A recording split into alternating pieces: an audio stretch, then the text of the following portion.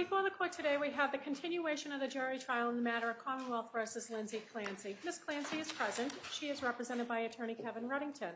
The Commonwealth is represented by Assistant District Attorney Jennifer Sprague and Assistant District Attorney Shannon Buckingham. All right. Well, thank you, Madam Clerk. Well, good morning. So here's what I'm going to do. I'm going to ask you those questions, and then we'll talk about our schedule for today. But first off, good morning. Nice to see everyone. Thank you for your patience with us and all the work that you've done so far. So the first question, has any member of the jury read, seen, or heard or overheard anything from any source that would affect your ability to be a fair and impartial juror in this case? No. Last question, is there any other serious matter or concern bearing on your service as a juror in this case that anybody needs to bring to my attention at this time? No. Again, thank you for following those instructions. And in regards to our schedule today, it's going to be, I think it's a little bit different. All right, and a lot of it is because of the progress of the case and kind of where we're going. I anticipate we're going to hear a number of witnesses today, and we may break early. All right, and then because of some of these issues, we're not going to be sitting tomorrow. All right, so you don't have to come in. You can come in if you want, but we're not going to be sitting on this case. So my suggestion would be not to come in and to take that and kind of, you know, and just relax as best you can. And then we'll come in on Monday at 9 o'clock. And then expect kind of most of those days then going forward will be mostly kind of the schedule we had the last maybe 3 or 4 days. All right? So I just kind of wanted to give you that as information as early as I can so that we confirm that today. So probably an earlier date today, and we're not sitting tomorrow. Okay? And so with that, we're going to return to the Commonwealth's presentation of evidence. And Commonwealth, will you call your next witness, please? Thank you. Good morning, sir. Good morning, sir. Can you start right here with your right hand to the clerk, please? Good morning. Do you solemnly swear that the testimony and the evidence you shall give to the court and the jury that will not harm between the Commonwealth and the defendant class truth and nothing but the truth? Thank you, sir. You may have a seat. Watch your step, please. All right, good morning, sir. Good morning, Your Honor. That's great, please. Thank you. Good morning. Can you please state and spell your name for the record? Kyle Pavao, K-Y-L-E, last name P-A-V-A-O. And where do you work? Massachusetts State Police. How long have you worked there? 8 years with 18 total law enforcement experience. So you worked in law enforcement prior to the state police? Correct. And what department? Town of Mattapoisett. And are you in a specific role or unit at this time? I was. What do you do now? Now I'm a sergeant in field, assigned to the Bourne Barracks. And previously, where were you assigned? I was a trooper in the cybercrime unit. How long were you in the cybercrime unit? Roughly 3.5 years or so. And what is the cybercrime unit? It's the state's primary child exploitation unit. Assigned to that, or included in that, is also a forensic branch, which deals with multiple other crimes other than child exploitation. Would it be accurate to state that you are able to examine digital forensics like computers and phones that are related to other cases? Yes, correct. Do you have to have specialized training to be in that unit? Yes. What type of specialized training did you have? So I am a certified forensic computer examiner. I'm a certified forensic Mac examiner. I'm a Celebrate certified mobile examiner, and I'm a Magnet certified digital video examiner. What is Celebrate? Celebrate is it's a company that has proprietary software that parses through data. Most people know it for cell phones. There is a branch that does computers, but it's mostly known for cell phones, extracting data and also parsing that data out. What about Magnet? Magnet's the same thing. So Magnet is also another proprietary company. They have software, imaging software. They mainly focus on computers. They can do some cell phone stuff, but they primarily focus on computers. To be certified in Celebrate and Magnet, did you have to take classes and pass exams? Yeah, so my forensic computer classes certification is probably like a 6-month-long process. It's 2 weeks of schooling down in Florida. Is then a one-on-one peer review for 4 months of practicals of different file systems and computers. Once you get through that, it then is a practical exam. And then once you pass the practical, it turns into a written exam. Did you have an opportunity to examine the extraction of a Surface Pro that was seized from 47 Summer Street in Duxbury on or about September 16th, 2025? I did. And to be clear, the Surface Pro was seized from 47 Duxbury Street in 2023. It was in 2025 that you examined the extraction, correct? That is correct. I was provided those files. And what is an extraction? So these are actually, it's a computer image. Extractions usually typically referred to as cell phones. So this is a computer image. So this was an actual EO1 file, which is an in-case forensic file. So what it does is it copies out the bit-for-bit data on the particular drive that you targeted at. And then the in-case file sort of compresses the forensic image. It also adds some metadata to it. You can type in like case files. It keeps some integrity to it. So is it basically you take a computer or a cell phone and you make an exact copy of the data that's on that cell phone or computer? Yes. Computers, yes. Cell phones, no. But you were working on a computer or Surface Pro? Correct. And so the extraction for the Surface Pro would be, the extraction would be a copy of the data that was on the Surface Pro? Yes. So the image in this case is a bit-for-bit copy of that drive. And when you do the extraction or when you view the extraction, are you changing any of the data? No, that's why we use these types of images so we don't touch the actual data on that computer. Did your initial review of the extraction show a visit to a website entitled Suicide Methods on August 23rd, 2022? It did. Were you recently asked to look at that visit to that site to get a better understanding of how that website was accessed? That is correct. And how did you approach that? I set a parameter. I went to that artifact that I had previously tagged when I did the initial analysis. Let me just stop you there. Sorry. What's an artifact and what is a tagging? So an artifact is every single piece of data on that computer is an artifact. So a computer could have 500,000 artifacts, let's say. That's a low end, but as an example. So tagging would be something you would flag that one particular evidence, that one particular artifact as evidence. So in this case, the artifact was the visit to the website, is that correct? Correct. And then the tagging was just so that you could find it when you went back into the extraction looking for it? Yes, correct. And so if you could continue telling us about how you approached that.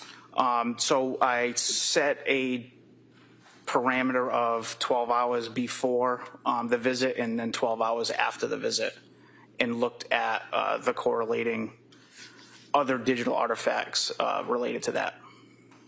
And can you tell us what's a Chrome history database? So that's the, so a database essentially, this is a very slimmed down version of what this is. So if you think of an Excel sheet and each Excel page is a section of the database, so the database would be the whole thing. And there's a scheme or like a roadmap, let's say, of how these pages interlink with each other. That would be an entire database. Everything pretty much has databases. It's just easy for file expansion and disk saving space and things of that nature. And what about Chrome Web History Table? So a table would essentially be the Excel sheet that I explained before. It's a portion of the entire database. That particular one captures, without being a database engineer for Google, who created it, but that table tracks URLs, web page titles, dates and times.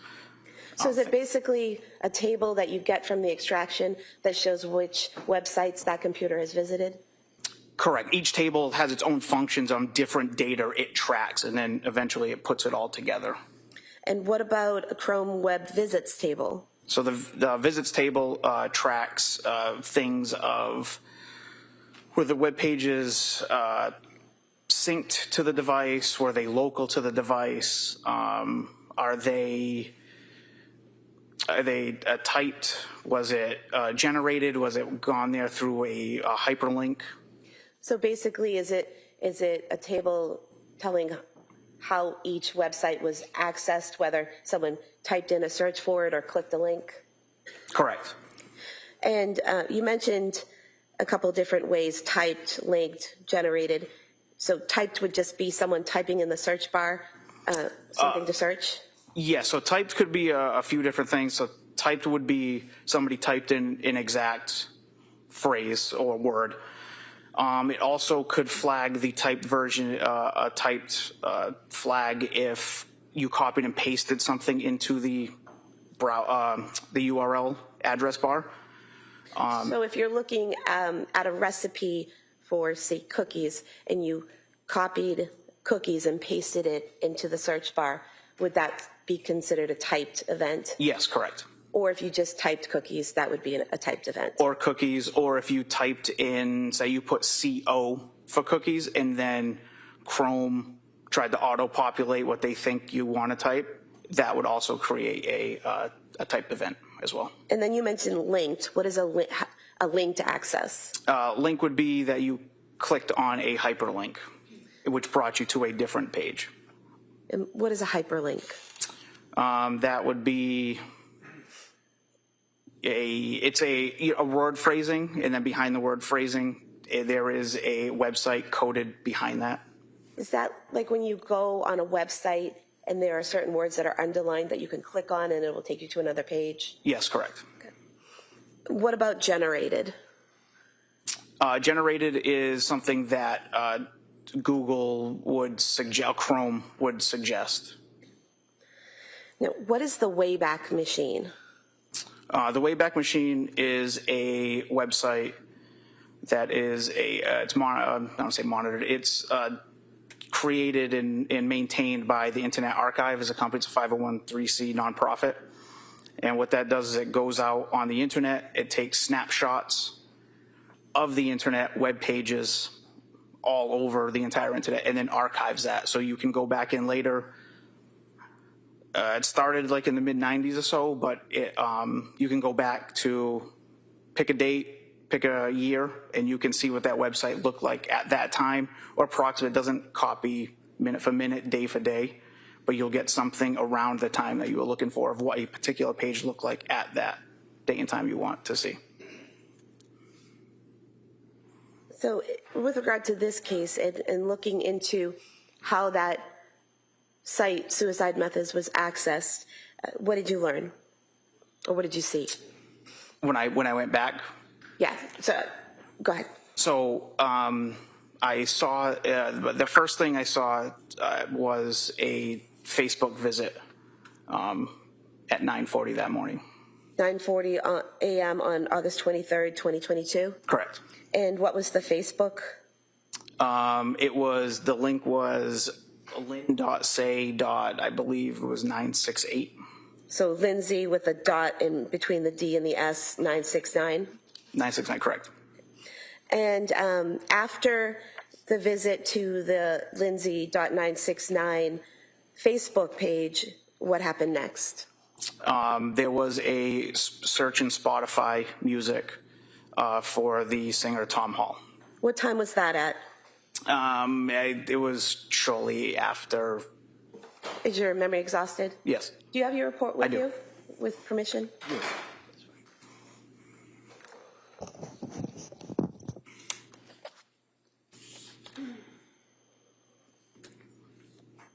That was at 9:42. So approximately 2 minutes after the Facebook account was accessed? Correct. And that website, was that a Wikipedia page? No, that was Spotify. Oh, I'm sorry, Music. Spotify Music. And then what did you see next? There was a song off of that search in Spotify. Was that That's How I Got to Memphis song? Yes. And was that at 9:44 and 18 seconds a.m.? Yes. Then what happened next? There was a Google search for Tom Hall. And was that at 9:44 and 30 seconds a.m.? Yes. And what did you learn from that Google search? Off of that Google search, there was the Wikipedia page for Tom Hall was visited. And were you able to use the Wayback website to see what that Tom Hall page on Wikipedia looked like around the time of August 23rd, 2022? I did.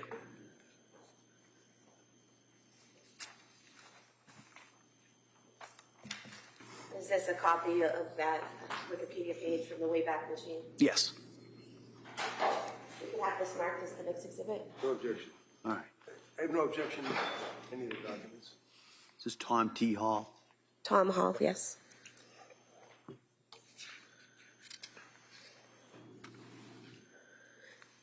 right, that may be. Thank you.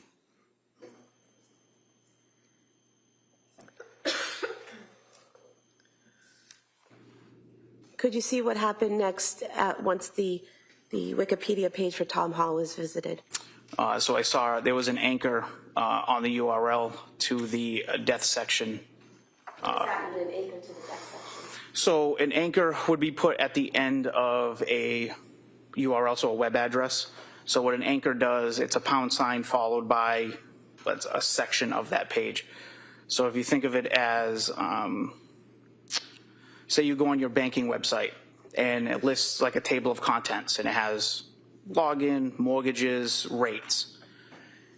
If you click on, let's say, rates, it's going to jump all the way down to that page, just to that section. So it's a table of contents that's going to direct you directly to a certain section of the web page.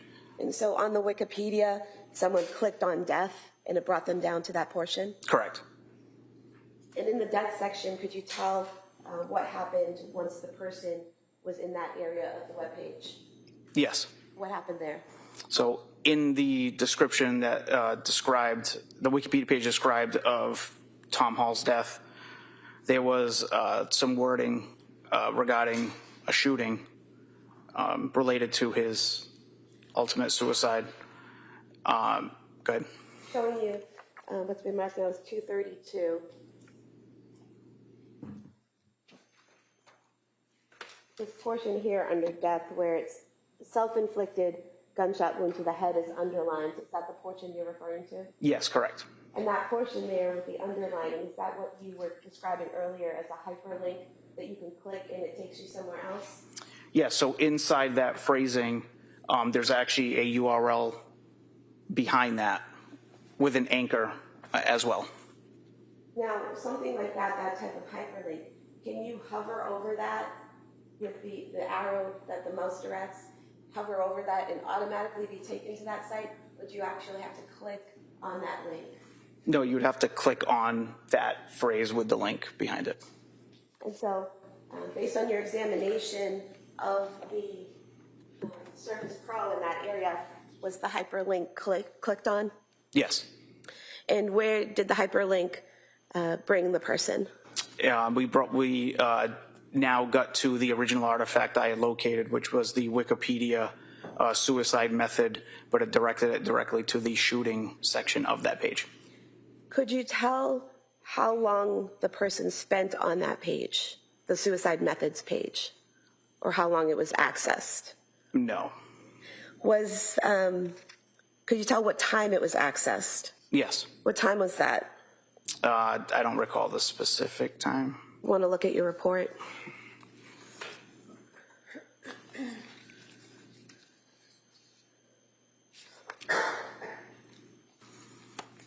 At 9:45 a.m. So 9:45 a.m. The suicide methods page was accessed. Is that Correct. correct? And did you use the Wayback Machine to see what it would look like on August 23rd 2023. I did. Is this a copy of what you produced? Yes.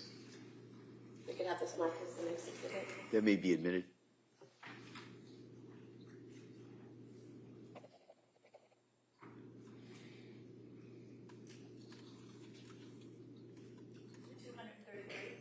Thank you. And what could you see happening when from that page? I observed after that another Wikipedia page that went to the Grafton Bridge. And was that from a hyperlink within the suicide methods page? Yes.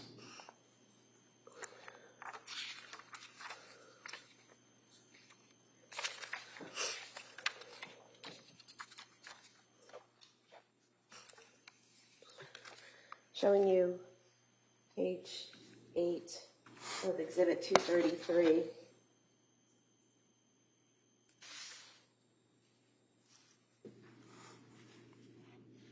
So within this jumping section is where there was the hyperlink to that bridge. Correct. Here, Yes. Grafton Bridge. So again, the person had to click on that hyperlink to access Grafton Bridge. Yes, that would be correct. Now, you said that the suicide methods page was accessed at 9:45 a.m. What time was the Grafton Bridge web page accessed? That was shortly after that. Do you want to look at your report? At 9:48. 9:48? Correct. And so approximately 3 minutes after first accessing the suicide methods page, the hyperlink for the Grafton Bridge is clicked. Correct. Was there any other activity besides going to the suicide methods page and then the Grafton Bridge page? Any other activity that you saw within those 3 minutes? I do not know. And so did you do the Wayback Machine again for the Grafton Bridge? I did. This is a fair and accurate copy of that page. Yes. We could have this marked as Exhibit 234, please. That may be admitted. Exhibit 234.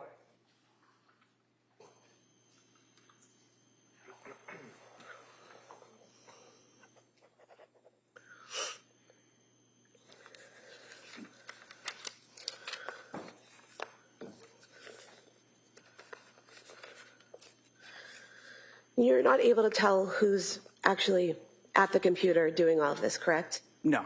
You can only see what data there is and what's been accessed, correct? Correct. Thank you. All right, Mr. Reddington. That's it? That's your testimony? That's why you're here today, to talk about a search that was involving Tom Hall, or Tim Hall? Sustained, if you could, So I apologize. Your testimony today is based on that search on August 23rd, right? Correct. Of 22, right?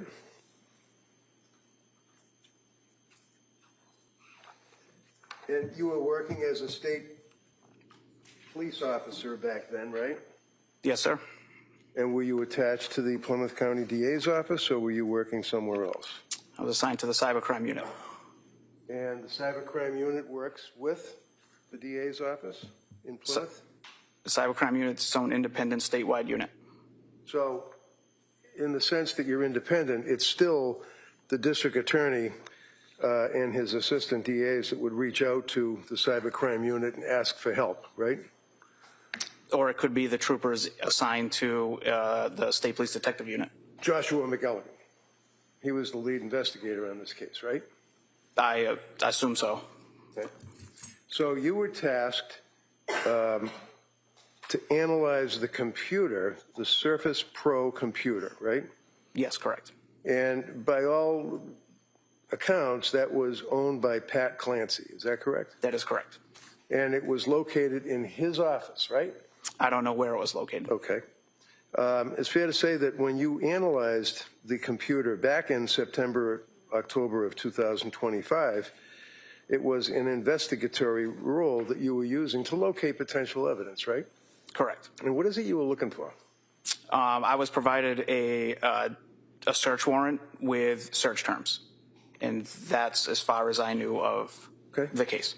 And what were the search terms? I don't recall specifically, but they were spelled out in the search warrant. So when you have search terms, you take a person's computer, and then what do? You access it through a device? So I was provided the images. I never saw the physical computer. So when you got the images, you were able to load them up onto your computer, I imagine? Yes, we'll use a tool to help parse through that data. Correct. And then as a result of that, you were able to plug in words that you could search for, right? Yes. For example, like suicide? Suicide would be one. Drugs? I mean, I don't think that pertained in this case, but Well, that yeah, you could believe me, search. it did. That I don't recall the specific terms in the Okay. search warrant. Okay. So after you did your search for whatever it is that you were looking for, suicide and other, you're unable to tell us what else you look for, but in any event, you came across this entry on August 23rd, and you indicated that the time frame that you're dealing with on that computer, the Surface Pro computer, was 9:40 in the morning. Is that right? Can you rephrase that? Yeah. You can look at your report, too. I mean, if you have documents in front of you, do you have? I do. All right, so you can take a look at it. You have a document that's captioned matching results. Is that right? I do not have that in front of me, but yes. And would that be the search that you conducted? Is that the magnet tool report? I don't know what it is, and I apologize. I got cataract surgery, and I can hardly see, so it's just, what is that? This is the main page of the forensic tool. Okay. And looking at the main page of the forensic tool, does it indicate the date is August 23rd? That's an inbox. This also doesn't. Which? Are we talking about this highlight here? Yeah, what does that indicate? That's an inbox. That's not that. All right, so what time? Cooper, could you keep your voice up or make sure you speak to that microphone? So that highlight is a bail inbox. Okay. And that would be the HTTPS. And then underneath that, it makes reference to at some point that you were able to see that Lindsay or Lynn's Facebook account was accessed. And it wasn't even the account, it was actually the homepage, right? Correct. It navigated to the Facebook person's account. Okay. So that would tell us that that particular Facebook account was accessed, and then that conducted the search that you just testified to? That's the next thing.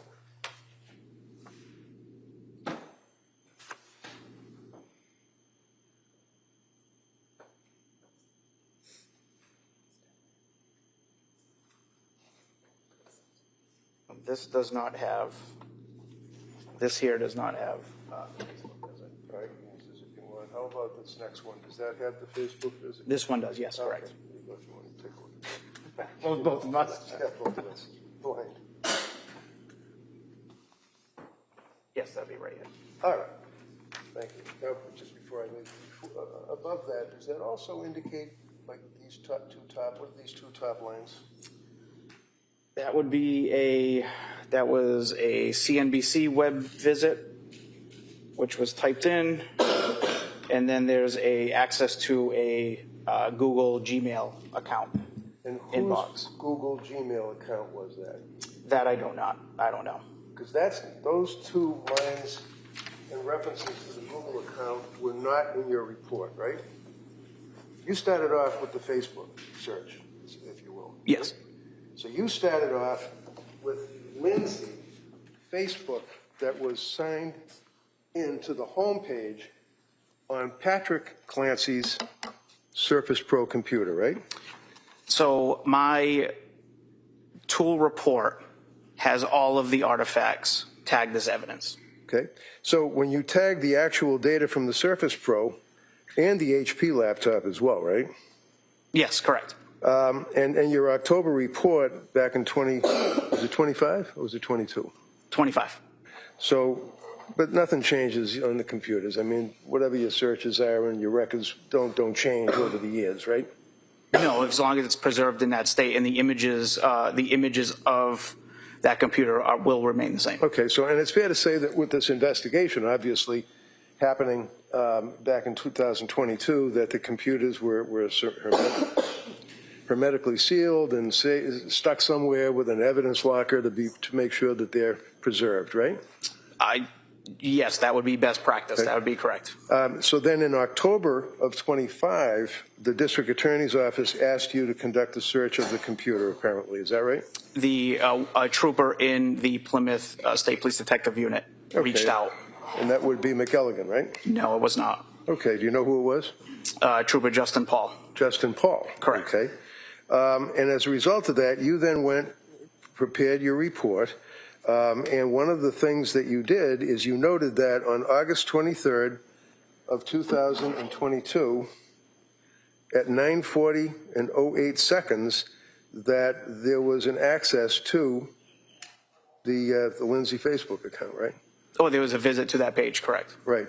And then that page continued on to look for Tom Hall and Walking to Memphis or whatever and the songs, right? Yes. On Spotify? Yeah, the song. Yes, after that was a Spotify. And then the time frame of that would be that you went to a hyperlink that took them to methods of suicide. Is that correct? That is correct. Now, were there any searches on that computer for example, ways to kill? No, there was not. To your knowledge, and I understand that you might be stuck with what you investigated, but are you aware that there were any searches from Lindsay Clancy or Patrick Clancy on ways to kill? You ever heard that? In my initial report back in October, that contains all of the evidence artifacts that I had tagged as evidence and provided, I did not come across that, no. Right.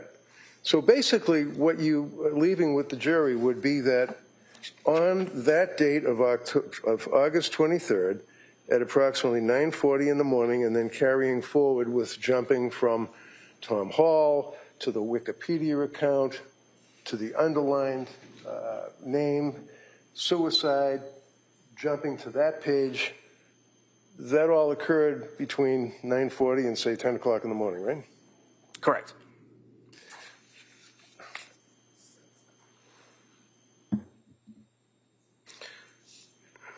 Did you know, sir, that on August 23rd, prior to your report indicating the Facebook account, that Mr. Clancy signed in, and it was Mr. Clancy's email that accessed the Facebook account for Lindsay Clancy? I did not. And that was not included in your report, was it? No, it was not. And you know that the Clancys had 3 children, right? I do not. Well, you know that you were working on a case where Lindsay Clancy was the mother, and she was married to Patrick Clancy, right?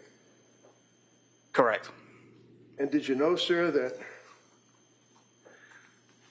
on August 23rd of 2022, that 2-year-old child was brought by Lindsay to South Shore Health for Dawson's ear recheck, that he had problems with congestion, but no complaints of ear pain, no fever? And that was on August 23rd, 2022, that he was examined at 10:15 in the morning. I'm not privy to those facts. So you don't know that Patrick Clancy's email signed into Lindsay Clancy's Facebook account. You're not aware of that, right? It's whatever the default profile was signed into the Chrome browser. And then that accessed the Facebook account, which looked up Tom Hall, the singer, right?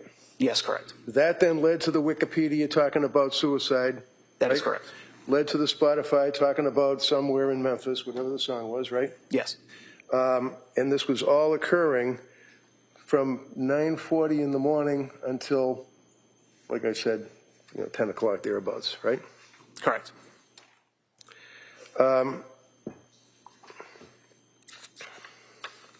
You tagged actual data from the Surface Pro as well as the HP laptop, right? I did. And your October report contained searches from the Surface Pro, right? Yes. And you recall, for example, just a representative sample that, and this would be on the Surface Pro computer.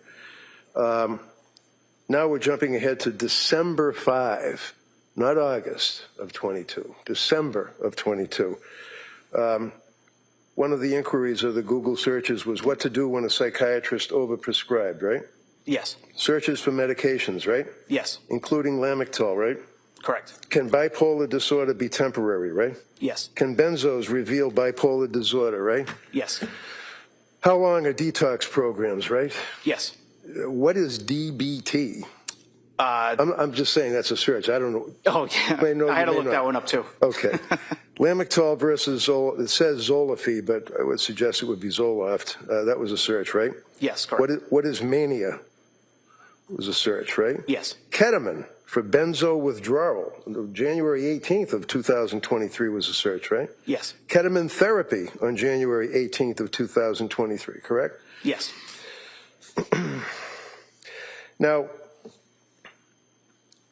you know, maybe not personally, but you know Steve Verino, who's also a gentleman who does what you do with computers and laptops and stuff, right? Yes. Now, you've worked on cases, and you know Steve, you recognize him right here, right? Yes. You know that Steve was working with me and Lindsay on accessing information from cell phones and computers, and he actually, through me, reached out about a month ago to the DA's office and raised some questions, correct? I'm not privy to that. Oh, well, the DA reached out to you about a month ago and asked you to revisit your investigation, and as a result of that, you created another report, didn't you? I did. And that would just be on July 26th of 26, right? Yes. And that was after the DA reached out to you, but didn't tell you it was because we had questions that Mr. Verino asked me to find out about, right? Yes, I was not privy to that. So as a result of dealing with the DA in July 26th of 26, you then prepared your report, and the purpose of that report was to find out more details, if you could, pertaining to the, quote, methods of suicide page, right? Correct. And in your July 26 report, you then went into detail about your findings, correct? Yes. And we would agree that that particular webpage was not a search for methods of suicide. It was actually the Tom Hall and the music, right? That is correct. And then the URL shows access to Lindsay's Facebook profile, correct? You accessed and found out that Lindsay's Facebook profile was a web visit. Right. Yes, correct. But you don't know that it was Lindsay that was actually using that computer to search for Tom Hall, right? I don't know who was sitting behind that. You don't know that Patrick Clancy plays the guitar, do you? I do not. You don't know that Patrick Clancy is a music aficionado, right? I do not. You don't know that Patrick Clancy enjoyed Tom Hall music, do you? I do not know that. And you certainly don't want to leave it with this jury that Lindsay was looking up ways to commit suicide in August of 22, do you? All I'm presenting is the facts that were presented in front of me.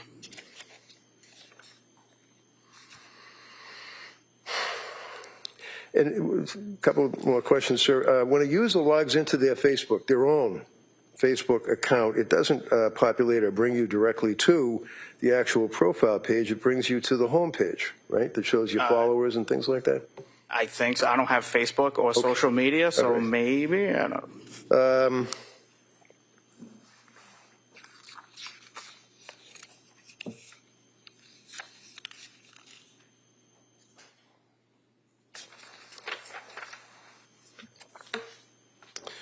That's all I have for this gentleman, Your Honor. All right. Come up. I would ask if I could, Judge, the two documents that I was questioning him from, could I introduce those into evidence? I think he agreed that that was part of the search.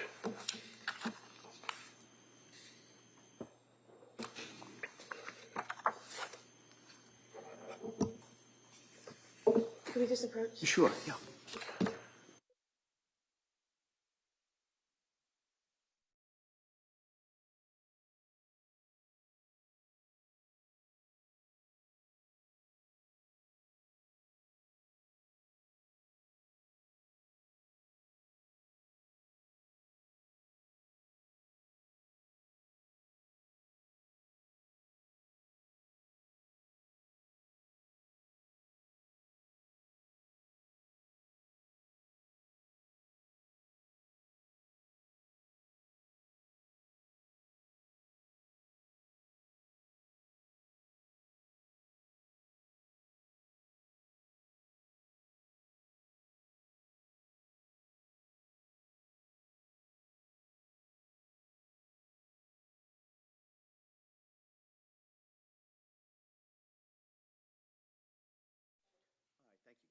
Be admitted.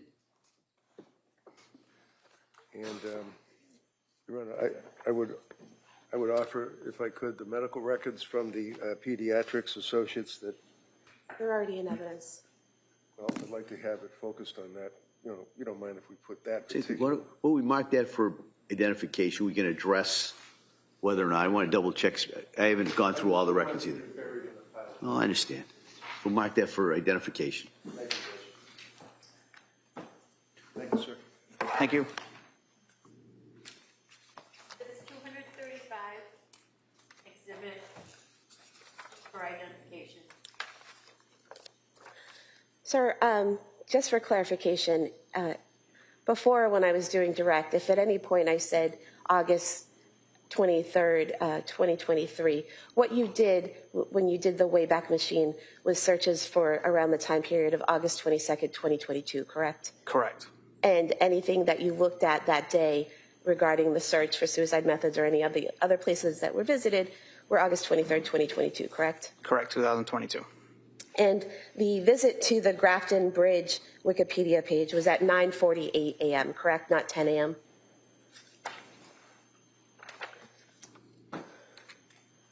That visit was at 9:48, correct. Okay. And defense counsel asked you about the defendant being at the doctor's at 10:15 a.m. Are you aware that it only takes 4 minutes to drive from her home at 47 Summer Street in Duxbury to the Kingston location of the pediatrics? I was not, and I also wasn't aware that they went to the doctors. And you can't tell us who was behind the computer at different times, correct? No. You can't tell us whether people used the computer, then got up and let someone else use it, and then went back to using it, correct? No, you cannot. You can only show us the data that you observed that day, correct? That is it. Yes. Okay, thank you.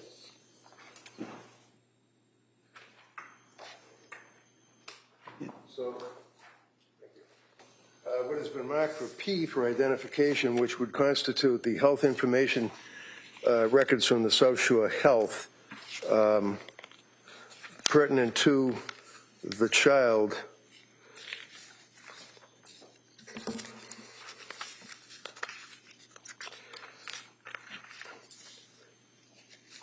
You're aware, sir, that the records, or you're aware, sir, you're not aware that the child was brought to the doctors not at 10:15, but was brought to the doctors around 10 o'clock in the morning. You aware of I'm that? not aware of any of that. And did you know how old the child was? Sir, my testimony is related to the So you digital don't? The computer. answer is no? I do not. No. Okay.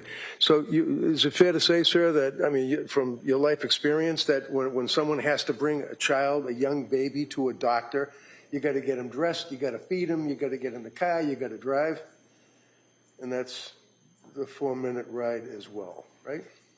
I'm not privy to any of that information. Thank you. All right. Anything further? No. All right, thank you, sir. You can sit down. Thank you.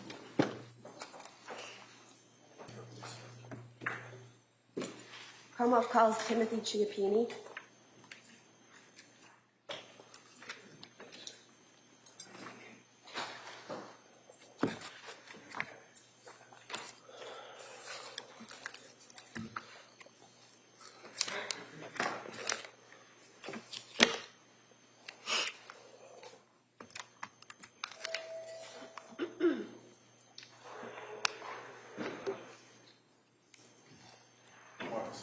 Stop right there. Good morning. Do you solemnly swear that the testimony and the evidence you shall give to the court and the jury will be the outcome between the Commonwealth and the defendant? Thank you, sir. You may have a seat. Please. All right. Good morning, sir. Attorney Sprague, please. Thank you. Good morning. Can you please state and spell your name for the record? My name is Timothy Chiappini. Last name is spelled Chia, P as in Peter, P as in Peter, I-N-I. Where do you work? I work for the Commonwealth of Massachusetts for the Department of State Police. How long have you worked for the state police? I graduated the Academy in March of 2012. What is your current assignment? I am currently the unit commander for the Critical Incident Technical Investigations Team How long have you been doing that? since approximately April of this year. What was your assignment in January of 2023? I was assigned to the State Police Detective Unit for the Plymouth County District Attorney's Office. Do you have specialized training in cell phone forensics? I do. And could you describe that, please? I was initially certified as a Celebrite physical operator and a Celebrite certified operator, Celebrite certified physical analyst in March of 2017. And are you also trained in gray key and magnet? I have been trained in gray key examination since August of 2021, and I've been familiar with the forensic program known as Axiom in that course, but I'm not certified in Axiom. And regarding Celebrite, can you describe that software for us? Celebrite is a forensic access and acquisition tool for cell phone or mobile device forensic extractions. It also has an analysis component as well. And were you asked to do a forensic analysis on a cell phone belonging to Lindsay Clancy in 2023? Oh, I'm sorry. Yes, ma'am. Celebrite is an access and acquisition tool for mobile device forensics and cell phone extractions. It also has an analysis component for extractions. And were you asked to do a forensic analysis on a cell phone belonging to Lindsay Clancy in 2023? I was. Did you do that? I did. And how did you do that? I performed an advanced logical extraction on the iPhone device belonging to Lindsay Clancy. Can you tell us what that means in just lay terms that we could all understand? An advanced logical extraction of an iPhone is essentially an iTunes backup. It is the information or data from the phone that you as a user can see, including images, calls, text messages, browser artifacts, basically everything that the person would see that uses an iPhone. And is it just making a copy of everything that you could see on that phone? That's correct. And what is the analysis portion of, you mentioned you do Celebrite extraction and Celebrite analysis. What's the analysis portion? In January of 2023, the analysis software would be Celebrite Physical Analyzer. And with that, you can also export a report to be utilized in Celebrite Reader. So basically, are you just taking someone's phone, making a copy of the data that's on it, and then looking through the data? That's correct. Is it an exact copy? Yes. When the phone is forensically extracted by the Celebrite software, a hash value is created. A hash value is a unique digital fingerprint of the extraction. It's an alphanumeric string of characters, and every time the extraction is opened in the Celebrite software, that hash value is verified. If the data in the extraction is changed by just 1 bit, the hash value would be changed, and the extraction will no longer be valid. So basically, you look at those numbers, the number chain, to make sure they're the same, and then you know it's an exact copy? That's correct. And did you do that in this case? I did. And was it an exact copy? It was. And are you able on the extraction to change any of the data while you're analyzing it? No. That would invalidate the hash. I can use filters in the analysis to look at particular data that I want, but I can never change the contents of the extraction. And so when you say use different filters, can you put things in categories to organize it so that, for example, can you put all the photos together and all the text messages together? The Celebrite Physical Analyzer tool automatically parses the data into various categories, and it processes media, various forms of media, images, videos. It processes different direct communication, whether it be through a web application such as Instagram or the native messaging application on the device known as iMessage. So it parses the information automatically, and you're allowed to look at different categories. So does it create a report with all the data? I can create a report from the extraction, and it has all the data contained in the report, and I can filter it based on the parameters that I'm allowed to look at legally. And when you do that extraction of a phone, do you get everything that's on the phone? Depending on the type of extraction, I get all the data that's available to me by the forensic tool that I'm using at the time. So do forensic tools improve over time to allow examiners to get more and more data from phones? Yes. So basically, what you were able to get from Ms. Clancy's phone was what the tool you were using at the time was capable of getting at that time. I performed the most comprehensive extraction type that I was able to do at the time of the examination. And then there were improvements to that system following what you did that may have allowed other examiners to get more information. That's correct. Were you asked to generate some reports about certain sections of the defendant's phone? I was. We could pull up the...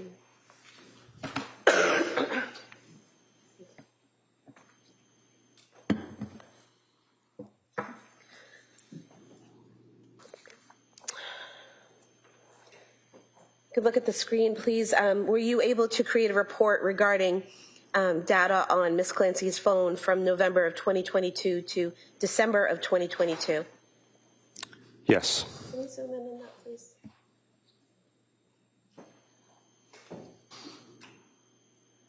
And could you just explain for us the different columns we're seeing here? The columns are automatically generated by the software when you create a supplemental report. This is a supplemental report created through the Celebrate Physical Analyzer software analysis tool. When you create the supplemental report, you can stipulate to certain parameters, certain content, certain timeframes based on your investigation. In this case, there are multiple columns at the top reflecting the different types of data, the timestamp for that data, a description in the source file for the data. This is a timeline report, and therefore it reflects those exact columns, and that is predetermined by the software. So for example, where it says type, what is that telling us? That's where Celebrate has parsed the data and categorized it based on the forensic extraction. So there at number 1, where it says activity sensitive data, what is that? That would be the data from the health database within the phone. If there was something in the direction box, what is direction? Direction could be related to a call incoming to the device or outgoing from the device. So if one was a phone call, it would say to or from? I believe the exact categorization would be incoming or outgoing. Incoming or outgoing, okay. And then the attachment box? Attachment box would be associated with a message, typically a MMS message or multimedia message. A text message that contains a photo would be listed as an attachment. It could also be associated with an email that has an attachment or some type of transaction on the phone that resulted in something being attributed as an attachment. And then what about the location box? If the data source has location information associated with it, then that box would have data filled out. This report is 768 pages, so there's a variety of sources of data within this report. And what about timestamp? Where it says timestamp, the date and time, is that Eastern Standard Time? It is. It's UTC -5 as the time of this search warrant, excuse me, the time frame of this incident occurred in January of 2023. Therefore, the extraction reflects the exact time frame of the time zone of the device at the time of the extraction. And where it says party, what would be in that column? Again, this is a timeline report. Therefore, there's a variety of data sources contained within it. There is chats or messages that occur from the user of the device to other people, and those parties would be listed within the chat, otherwise known as a group message. So if it was a text message, the direction would say incoming or outgoing, and the party would say who the text was to or from? It would say who the participants are in the conversation.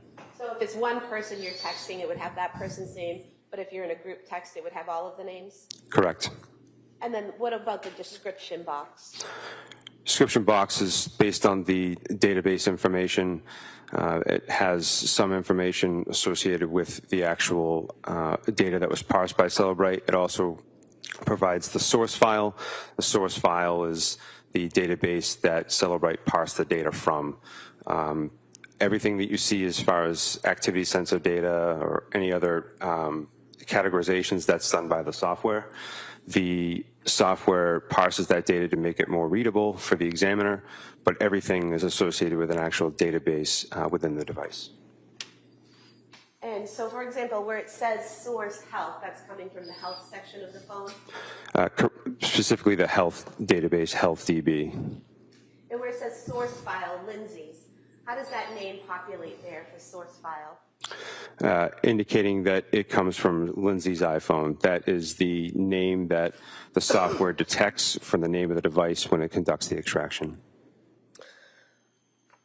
Where the box for party, if it's a phone call or a text message and it has a person's name in there, say I text you and your name is there, how does that populate? How does your name get into that box? Is it something that the phone gets from incoming information, or is it something that's in my phone?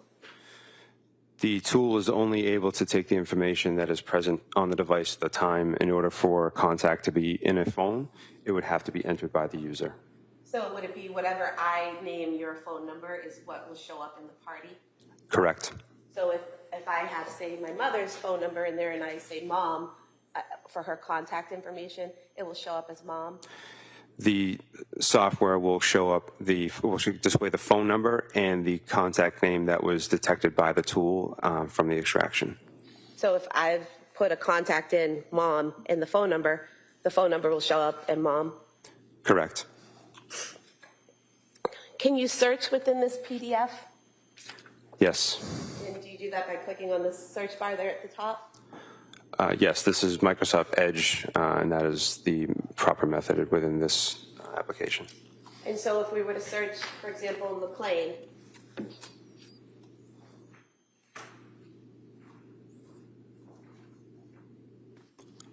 not sure of the spelling.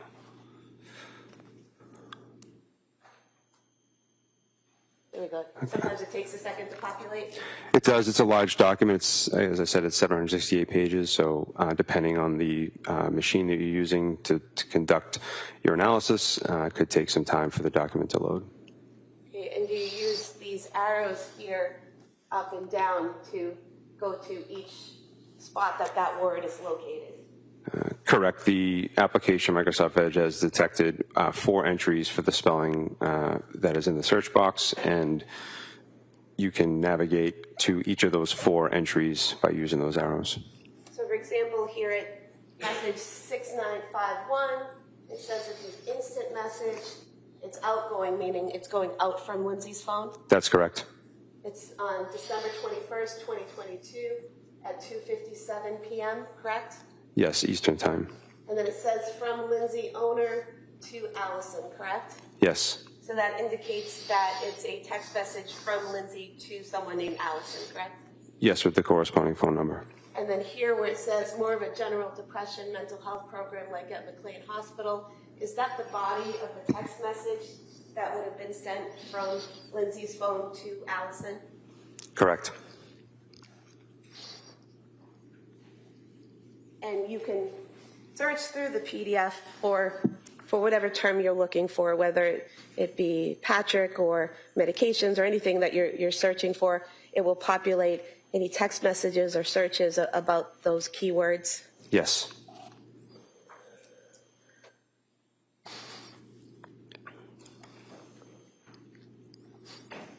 If we could have the next one, please.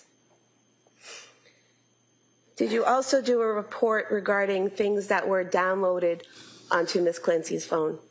Yes. You can look here. Is this that report? Yes, again, this is a supplemental report created within the physical analyzer analysis tool from Celebrate. And what is this report showing us? A singular item from the documents section of the project tree, or otherwise known as the analysis component of Celebrate Physical Analyzer, and it's one single document. And do you just, this blue hyperlink here at the top, 2022, 10, 12, 15, 28, is that what you click on to access the document? Yes, when you create a supplemental report within Physical Analyzer, it when it creates the PDF, if it has an attachment associated with it, that attachment will be in a separate folder within the report. That way, when you click on the actual hyperlink, you're brought to the physical document itself. And for example, in this report, there was a request for medical leave form that was downloaded to the defendant's phone. Yes.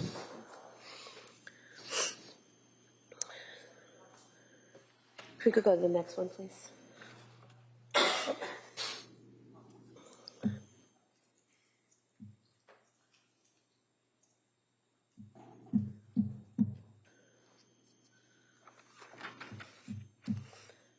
What are we seeing here in this report from December 26, 2022 to January 24th, 2023?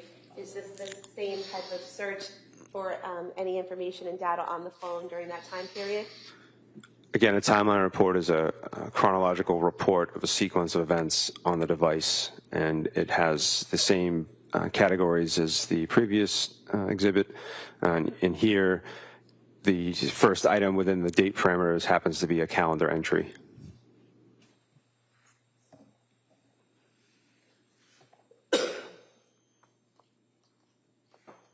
And so if we go here to page 846 of the document, can you explain for us here, is this web history, website visits that are documented on the phone? That's one of the categories listed as an artifact. The items shown here on the screen are all associated with web browsing. And here where we see 10773 and 10774, and they both state, can you treat a sociopath? Those are two entries that have basically the same search term, correct? Yes. And that was on January 20th, 2023? Yes. And they both say 8:28:29 p.m. So is it possible to do two searches at the same time, like it is displayed there? The Celebrate Physical Analyzer tool parses the information in ways that the information can be categorized in a multitude of ways.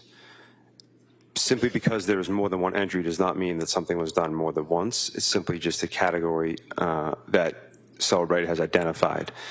You could have an item that's in searched items because that's what the tool has identified as a searched item. Also within web history, as in the search item occurred within the web history. It does not necessarily mean that it was done more than once.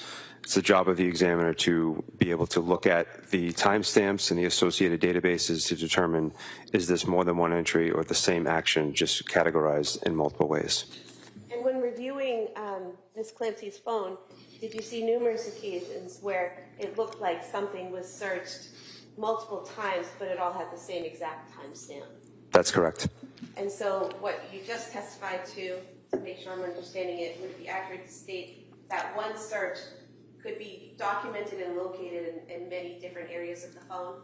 It could be parsed in multiple ways by the analysis tool. So basically categorized? Correct. So it's one search that's categorized as multiple different things? That's possible.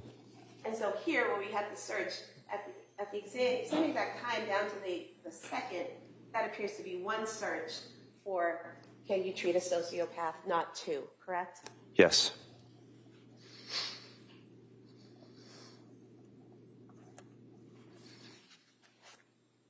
We can go to the next one, please.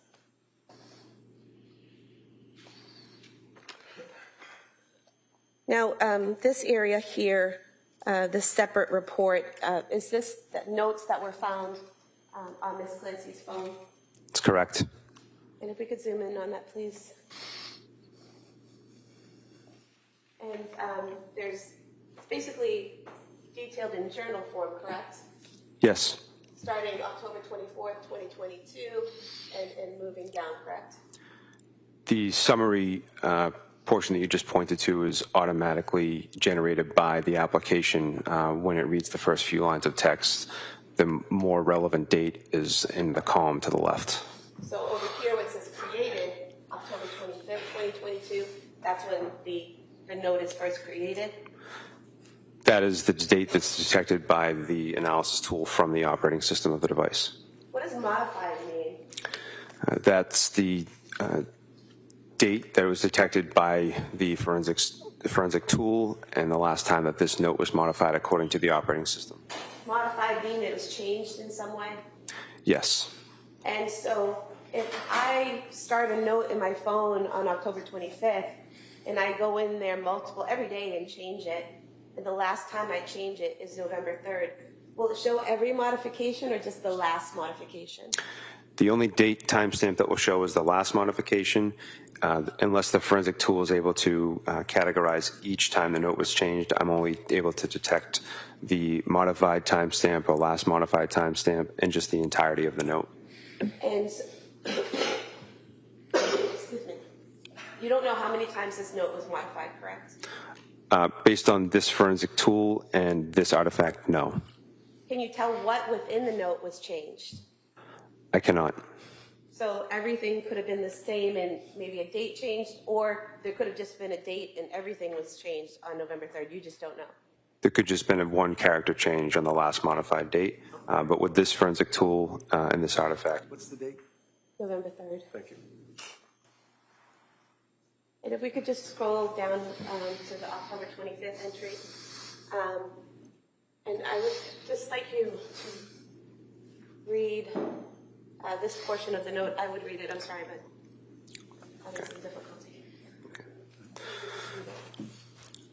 I'm sad and depressed because I am not able to parent my third child like my first. I want to treat any one of my babies like my first, but I know that's not a feasible possibility. I'm sad that I stopped breastfeeding. I feel not as connected with Cal now. I think I sort of resent my other children because they prevent me from treating Cal like my first baby. And I know that's not fair to them. I know that. I was feeling so depressed last evening when Cora and Dawson came home from school. I know it runs off on them, so we had a pretty rough evening. I want to feel love and connection with all my kids. I'm also probably having a bit of an internal conflict because my whole life I wanted to have a lot of kids.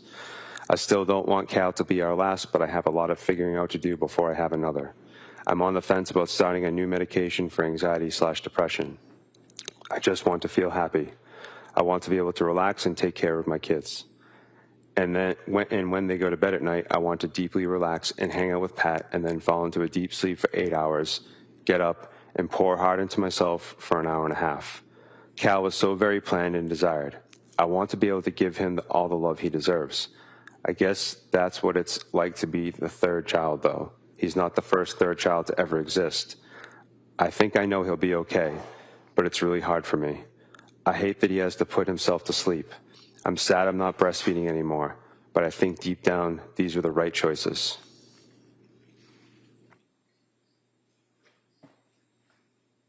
If you could continue.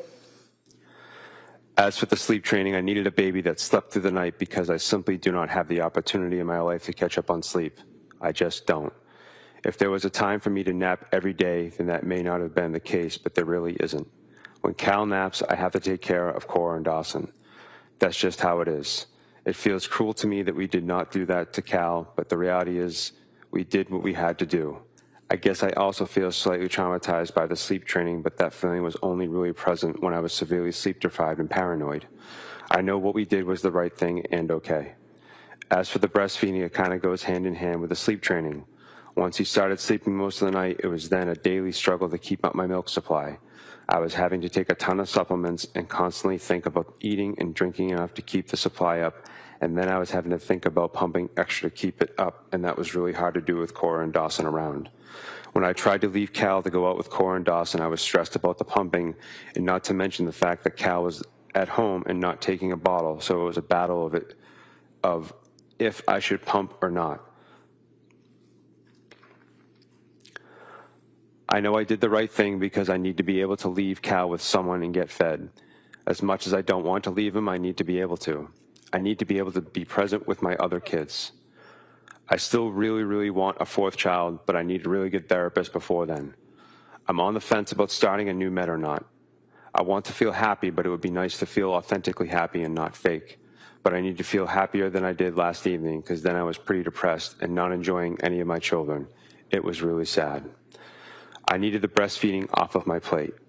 I'm struggling so hard because I wanted to parent each of my kids like my first, and since I can't, that's depressing to me. This is definitely the root cause of all our problems. Now I feel like I'm not parenting any of my kids the way I want to, and that makes me sad too. But I'm going to try my best today.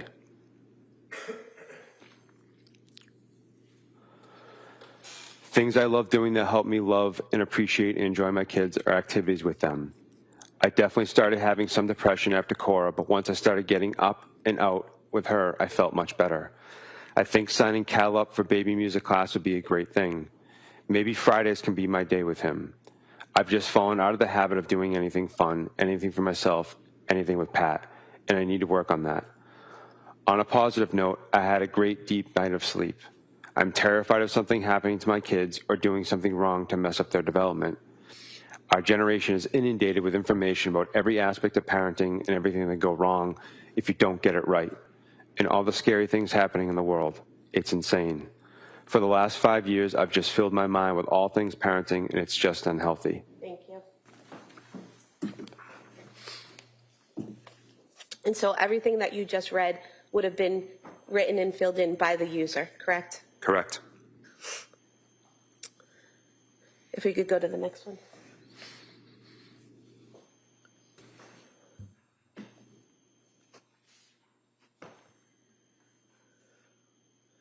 This is another note, is that correct? That's correct. And this note, it says it was created December 22nd, 2022, but then it was modified on January 23rd, 2023, correct? Yes. And this note here, again, we don't know how many times it was modified. You just know the last date it was modified, correct? That's correct. And you don't know what was changed in the note. You just know that something was. Correct. Okay. If we could go to the next one.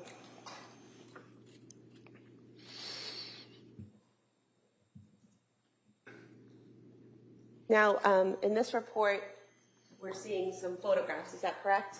Yes. And why did you flag these photographs? The photographs had multiple modification dates relevant to the investigation. How so? The photographs have created, modified, and access date that are all the same. However, the metadata indicates a much earlier time. What is metadata? Metadata is data about data. An image is data.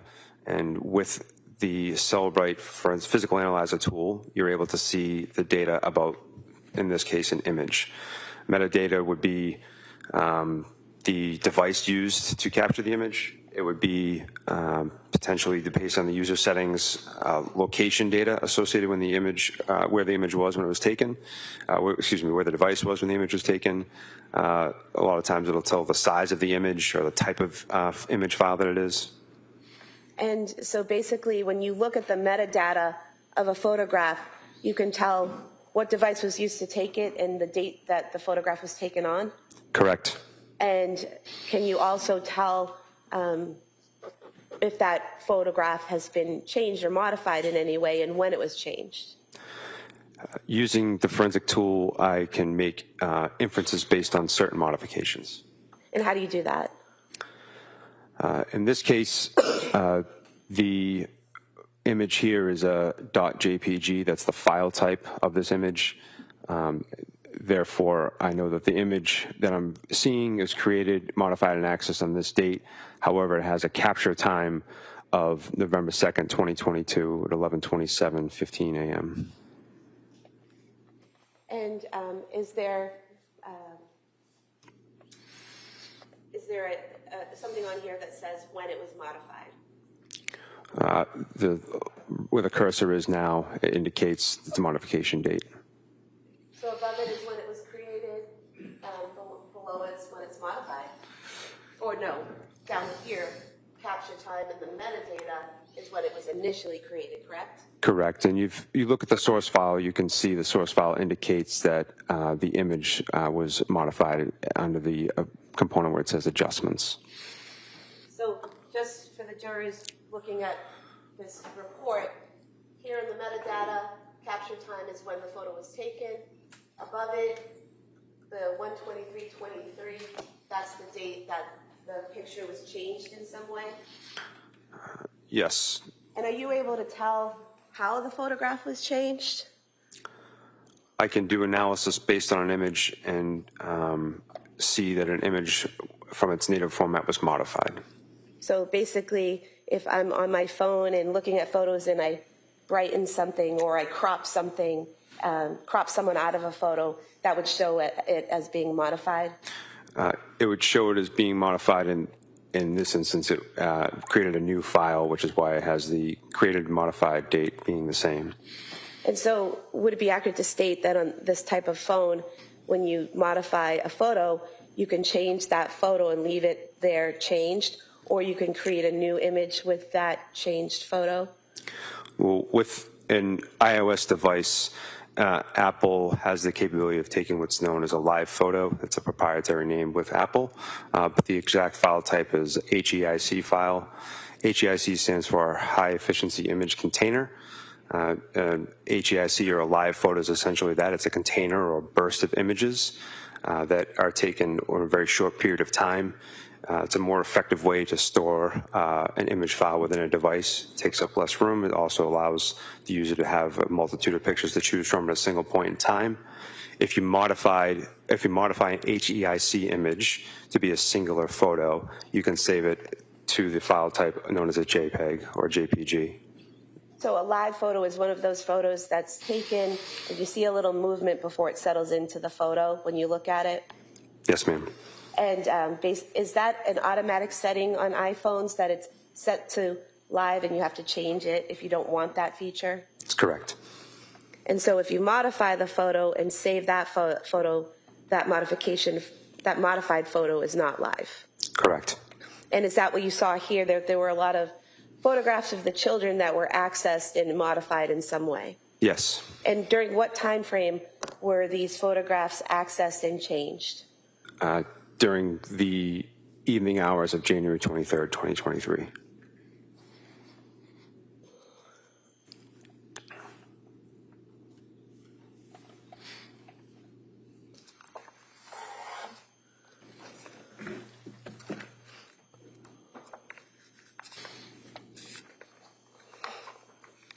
Okay, if we could go to the next, please.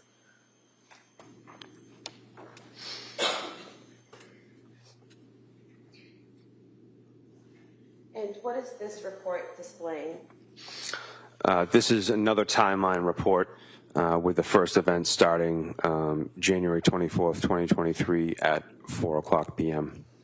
And does it go on January 24th, 2023 from 4 p.m. to 8 p.m.?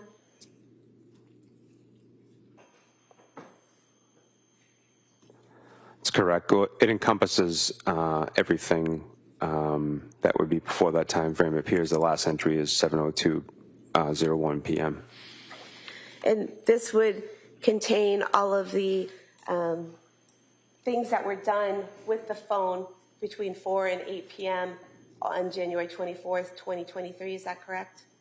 Everything that was detected by the forensic tool based on the extraction type. Okay. And if we could go to the time frame 4:30 to 4:35.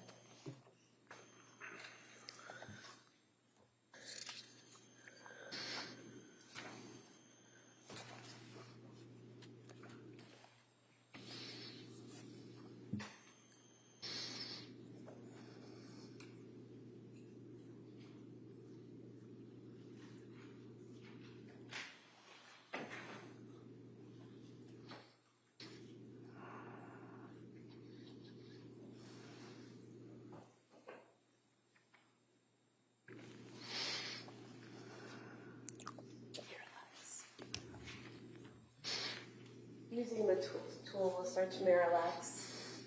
Looking here, starting at item 37 at 4:46 p.m., is there a search for Miralax for kids on the phone? Yes. And again, we're seeing the search for Miralax for kids, 4:46:55, 4:46:55, the same time over and over again. Is that another example of one search showing up in multiple categories? Correct. As an examiner, I would be looking at the timestamp and also the category second box in from the left, indicating that the Celebrate software has parsed it in multiple locations.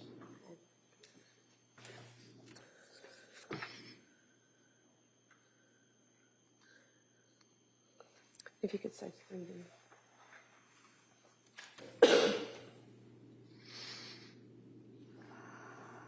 In searching 3D in the document, we see here multiple sources.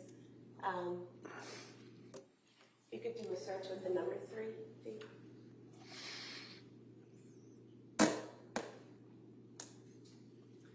So we see here at 4:43 p.m. on January 24th, a search for the 3V menu, correct? Yes. If we could scroll down a little. And again, those are all at the same time, so they indicate one search for the menu. Yes, and the tools parsed it in multiple categories. And if we could go back.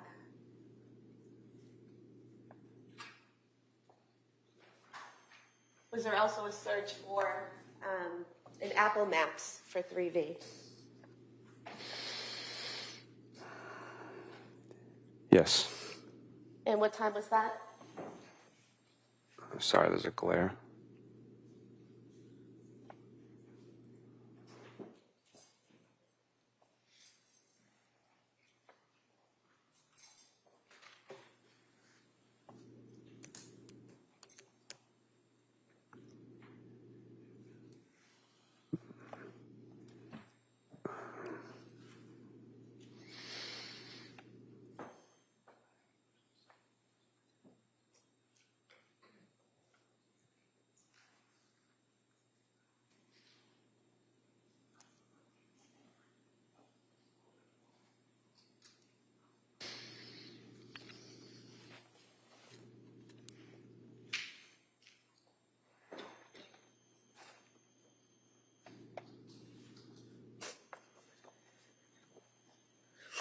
If we could go to 4:13 p.m.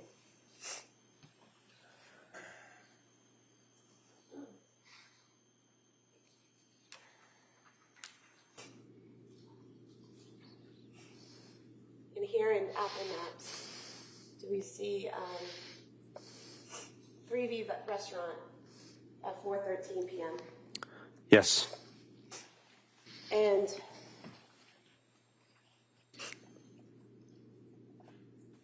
when you're using a map feature to look up a location, such as Apple Maps, what type of information do you learn when you plug in a location or an address into Apple Maps? A route preview. And does that route preview give you a length of time it would take to travel to that location?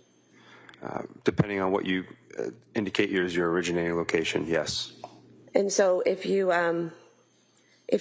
plug in 3V restaurant to Apple Maps and it maps out a route to get there, does it tell you from your location to 3V how long it would take to get there? Based on traffic conditions, yes. Because that changes constantly, correct? Yes. So if I open up my Apple Maps and I put in 3V right now from here, at this time, the time it takes to get there might be different than, say, at 6 o'clock tonight. Yes.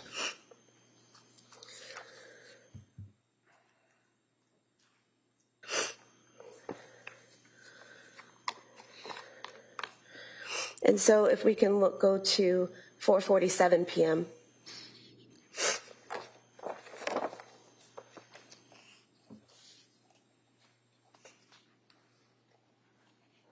And here at 4:47 p.m., again, we're seeing the search for Kids Miralax, correct? Yes. Is there also a visit to a CVS website here at 4:47:04? Yes, it's categorized in multiple categories within the tool, but it parsed an artifact at that time. If you could scroll down a little, please, to the phone call, the next phone call, right here. this outgoing phone call at 4:48:21 to 781-585-6581. Did you learn that that was a phone call to the CVS at 189 Summer Street in Kingston? Yes. And so that would be an outgoing phone call from the defendant's phone to CVS. Yes. Can we go to 4:53 p.m., please?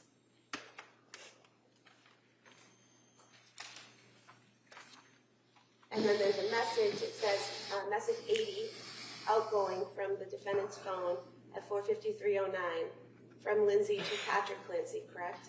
Yes. And it says, any chance you want to do takeout from 3V? I didn't cook anything. It's been a long day, correct? That's the content of the message.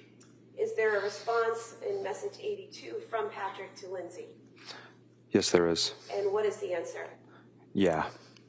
And then is there a response from Lindsay to Patrick at message 84? Yes. And what is that? Okie dokie.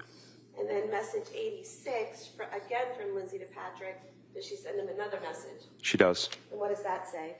Check the menu when you can. And then if you can scroll down to the next message, is that message 90 from Patrick to Lindsay asking if Callan just got up. It is. And then message number 92, is that from Patrick to Lindsay saying also, what are you getting? Yes. And then 94 at 5:06 p.m., is that from Lindsay to Patrick stating, but it was just a short nap in message 96. Yes. And then message 97 at 5:06 is 3D menu searched. Yes. And that source says Safari. Is that a Safari web search for the 3D menu? Safari is the default web browser on an iOS device, and iOS stands for iPhone operating system. So that's a basic search on your iPhone for the 3D menu. Utilizing the Safari web application, correct. And then number 98, is that another search for Pedialyte? Correct. Excuse me. Now, both the search for 3D menu and the search for Pedialyte are at 5:06:45. How does that happen, that there are two searches for two different things at the same time? Can you repeat the question? So you have in message 97, you have on January 24th, 2023 at 5:06:45, a search for 3D menu. Then the same date at the same time, a search for Pedialyte. And what's the question? How does it happen that you have two searches at the same time? I would only be able to make an inference from here without having the forensic tool available to me. And what would the inference be? That there was more than one tab open. Okay, so on your phone or a computer, when you're doing web searches, you can have multiple pages open, correct? Yes. And you can just click on whatever page you want to open, you can click on and that will open up. Correct. You can select which tab you want within the Safari application. The tabs, right? Okay. So how many tabs can you have open at any one time? I'm not sure the number, but I've seen iOS devices capable of having more than 30 or 40 tabs open at a time. So it wouldn't be uncommon or unusual to have at least two open to two different web searches? No. Okay. If we could scroll down a little, please. And then we have in 106 and 105, both messages. First 105, we have a web history at 5:06:47, the menu at 3V restaurant, again, the source Safari. And then we have cookies at 5:06:48.3vrestaurant.com. Can you tell us what the difference between those two are? They're both from different databases. They're both associated with web browsing. Web history is from the history component of the Safari application. Cookies are installed through web browsing. Through legislation, when you visit a website for the first time, you'll typically be prompted, do you want to allow the website to download cookies onto your device? Cookies downloaded to your device serve a multitude of reasons. One might be that it allows the website or the company to be able to track your activity while on their website, which helps them for marketing and business purposes. Another component of cookies would be to enhance the web browsing experience for a website you go to on a regular basis. It would increase the load time. So it is an artifact that is indicative of web browsing. And so message 108, again, we have at 5:06:49, we have a message from Patrick to Lindsay saying, oh, okay, is that correct? Yes. And then message 112, we have a message from Lindsay to Patrick where she says Mediterranean Powerball, correct? Yes. And that was at 5:07 p.m. We have a message 115 from Patrick to Lindsay at 5:08 p.m. Okay, I'll do scallop and pork belly risotto. Is that right? Yes. All right. And then if we could go to 5:10 p.m., the phone call right there. Oh, go back to me. And so we have two phone calls here, one at 5:09 p.m. and one at 5:10 p.m. The first to 508-747-4950, and the other to 508-927-4046. The first one is for 11 seconds, correct? That's the duration, yes. And that's noted here above source? Yes. And then the second is 47 seconds, is that correct? Correct. Did you look into these two phone calls? I don't recall. Okay. Do you recall the 508-927-4046 being the number for the 3V restaurant? Yes. And if we could scroll down a little bit. Are there further searches at 5:13 p.m., starting at number 128 for ADOLAQIFS? That's correct. And again, we're seeing that same thing with the same time, but multiple different categories that one search is located in, correct? Correct. Single artifact, multiple categories that the tool parsed it as. Can we go to 5:33 p.m., please? Oh, I'm sorry. Stop there. Thank you.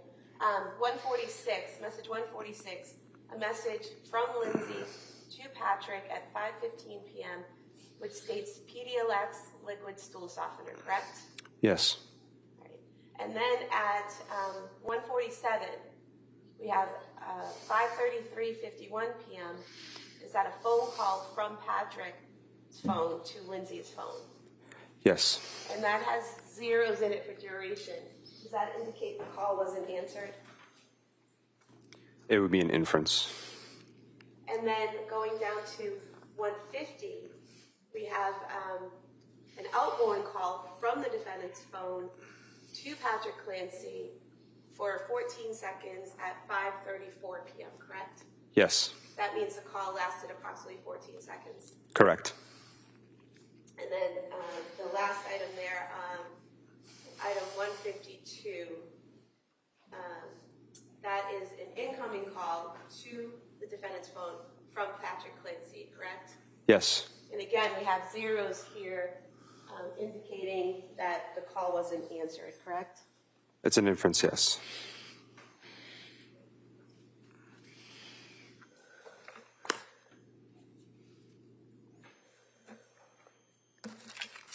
If I could have these reports that I just went over submitted on this disc as the next exhibit. That may be admitted. Exhibit 236.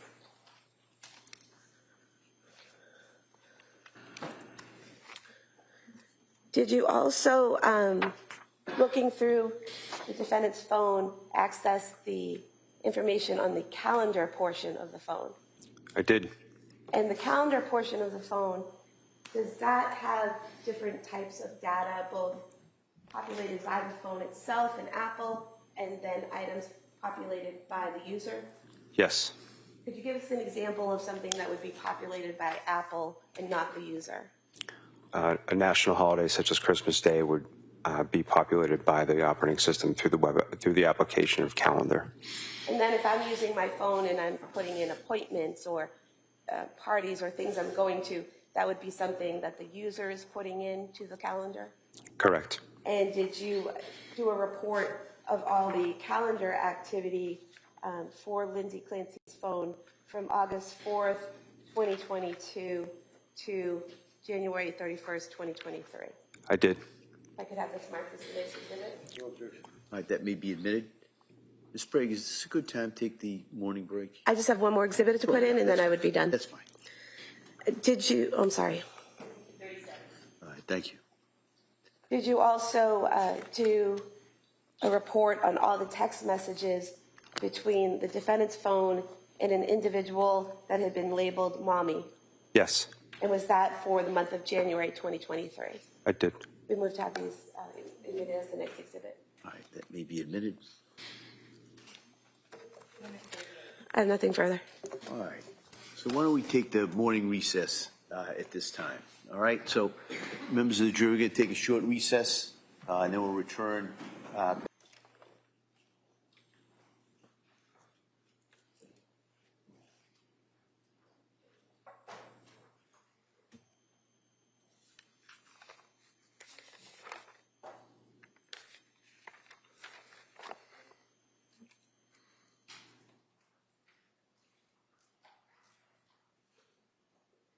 This court is now in session. Please be seated.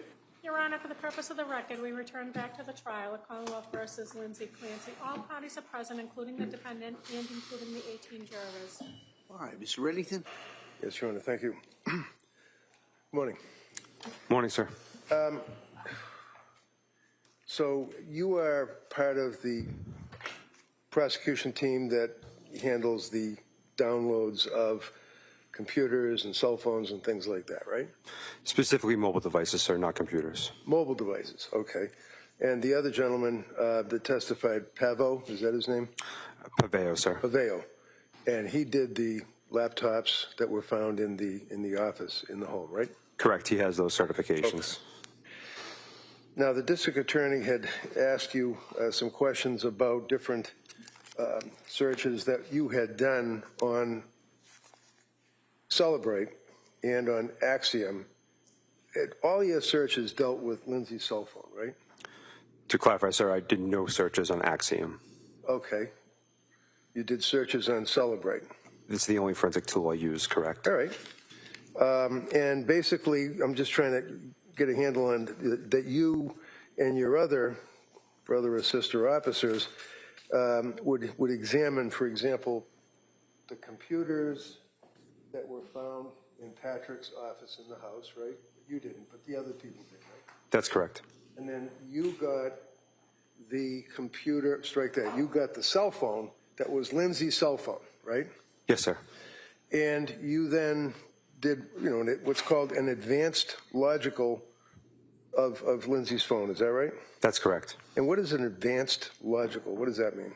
It's an extraction that utilizes the iTunes backup of an iOS device, and it acquires most of the user-facing content, meaning calls, texts, images, Okay. browser history. So you lost me on user-facing. What does that mean?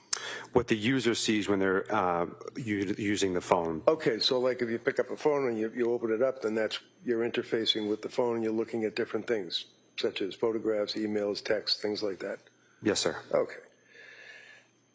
In addition to Trooper, now Sergeant Pavao, and yourself, there also was another trooper that you were working with, a guy by the name of Rabbit, like Roger Rabbit, right? Yes, Joseph Rabbit was assigned to the unit at the time. And he also conducted a search, but he did what's called a full file system extraction, right? I don't recall. Okay, what is a full file system extraction as opposed to advanced logical extraction? A full file system extraction would acquire the databases and information that you cannot see as a user on a device. I see. So your extraction was done on January 30th, is that correct? Yes, sir. And Rabbit's extraction was done on January 27th, right? I'm not aware of Trooper Rabbit's extraction. Did you ever collaborate with him as investigator investigating Lindsay Clancy on this case and talk about what you located or what he located? I had no discussion with him about the phone extraction. All right. Is he still working for the state police? He is. would you agree with me that the full file extraction actually gets more information than the advanced logical? In other words, Rabbit's extraction would have got more information than you got on your advanced logical. That's correct. So one of the things the district attorney had asked you about was in reference to Exhibit 237. And that would be the Celebrate report. Is that correct?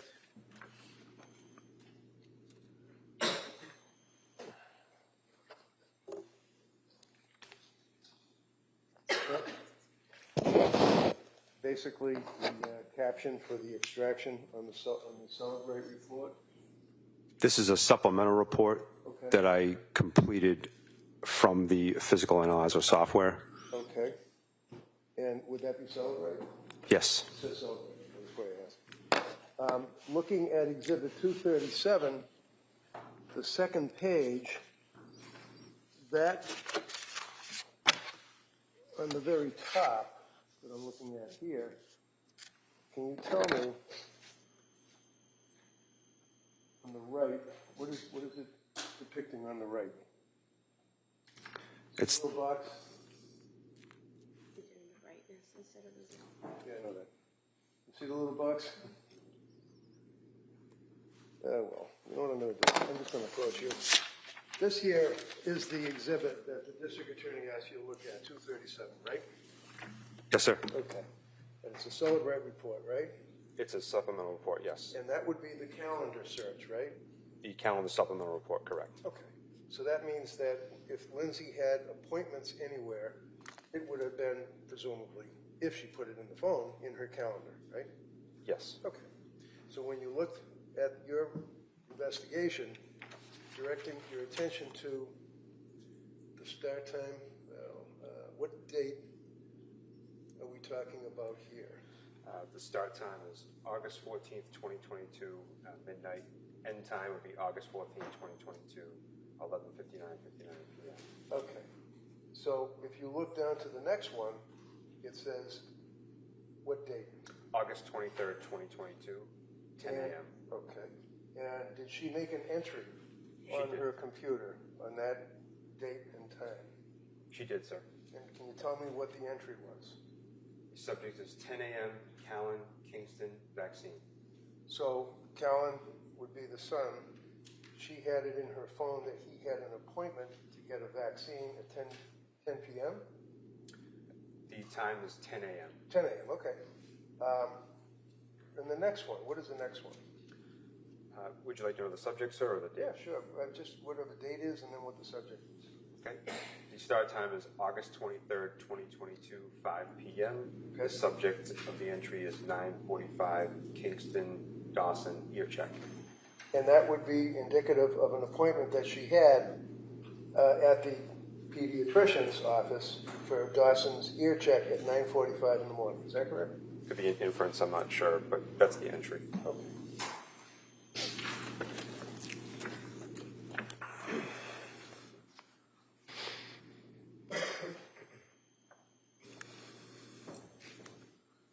Now,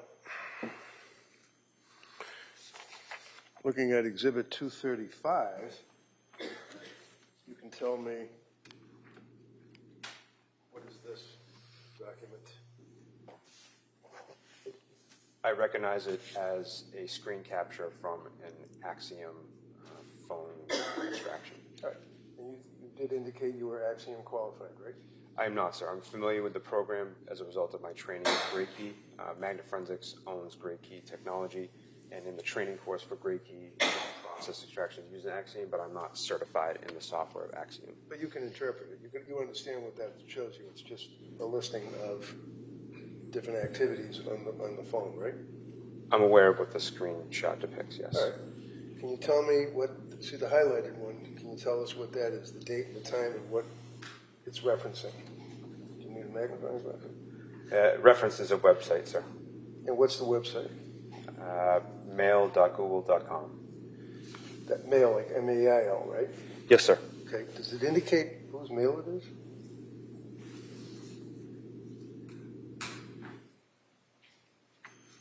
Does it show it on the right? On right-hand side of the box?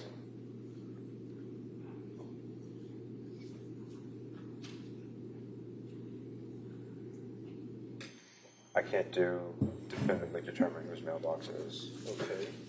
Trooper, I'm going to ask you, make sure you keep your voice up, okay? Yes, Your Honor. The next page. It's pretty much the same thing in the same day. Okay. Can you tell us on that page who signed in under what email? The artifact is indicating that there is a title with an email. What's the name?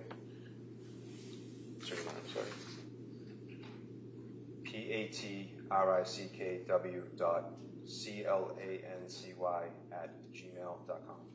So that's fair to say that that would be patrickclancy@gmail.com. That's his email that's signed in on Lindsay's Facebook. Fair to say? I can't confirm that. Okay.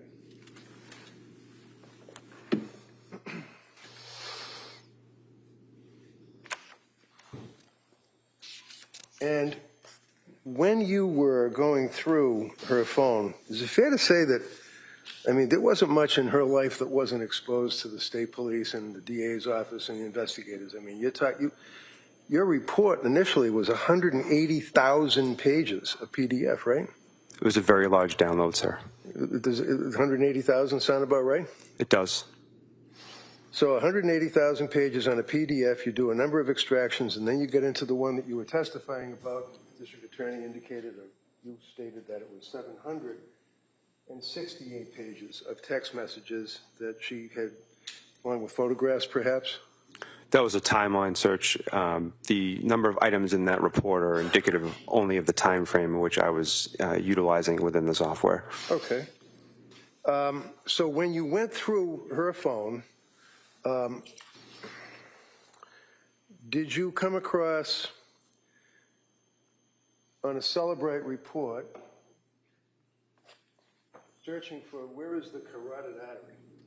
I don't recall. Did you come across, might be easier this way. This is a Celebrate report on Lindsay's phone, right? Now, I understand that you might not have been standing next to another cop going through the records and documents on her phone, but on this, you're able to recognize that as being the Celebrate report, right? It is a Celebrate report, sir. And it's a Celebrate report for her phone. You can tell by the numbers, right?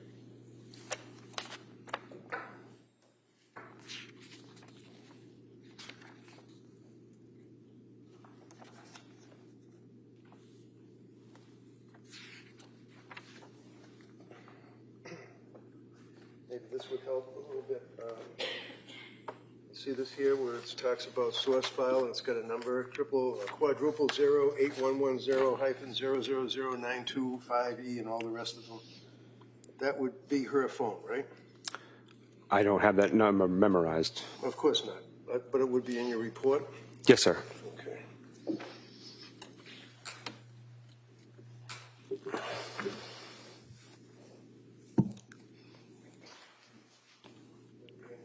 Celebrate extraction report? It would depend on the supplemental report that you have, sir, whether or not that character was displayed. I don't know where to look at it. You can tell me if that's, because this is, we agree, is Lindsay's cell phone. Celebrate extraction report. This item you have here, sir? No, I'm sorry, the exhibit. This is the calendar supplemental report, yes. For Lindsay, so what's the number? You must have a number that would connect to her phone, like an address, like your home address, but in fact it would be a number, right? It's a device identifier. It is not presented in this supplemental report. Okay, where would the device identifier be presented? It'd be presented in the front page of the initial extraction report. And that's the 780,000 or whatever it is pages, right? You don't have that here.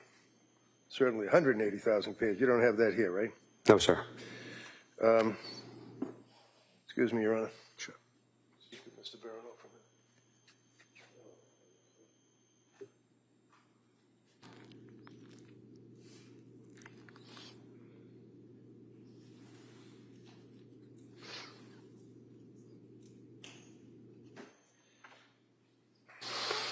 Did you bring your report today with you? Just the report, not all the exhibits? No, sir. So you would agree with me, sir, that one of the concerns as an investigator that you had is things such as looking for buzzwords like suicide, right? I'm not sure I understand the question. When you're looking on the target's phone, and out of this whole courtroom, the target would be Lindsay Clancy, right? Yes, sir. All right. And you had access to her phone, right? Yes, sir. And you all went into it with a search warrant, right? Yes, sir. And you were looking for different topics, such as suicide, drugs, killing kids, I imagine, to investigate, right? You had buzzwords. Yes, sir. And did you come across, for example, a search that indicates carotid artery? I don't recall. Did you come across a search on Safari, how to slit your throat to die? I don't recall. Did you come across a search, can you turn airbags off on Kia Sorento? I don't recall. Did you know that she had a Kia Sorento? I did not. If I approach you with this Celebrate report, sir, does that give you the numbers for what I just went through with these searches? The universal device identifier is a match. It is a match, okay. Yes, between this document in my hand and the ones that you're holding. So would you agree, what's the first search on the first box?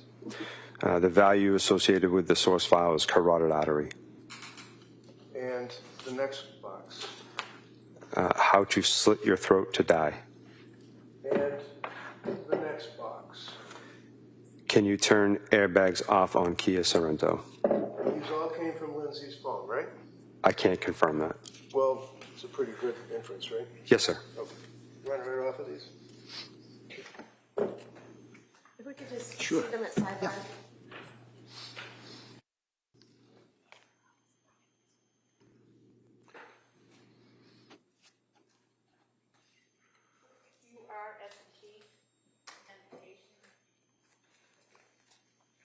Thank you.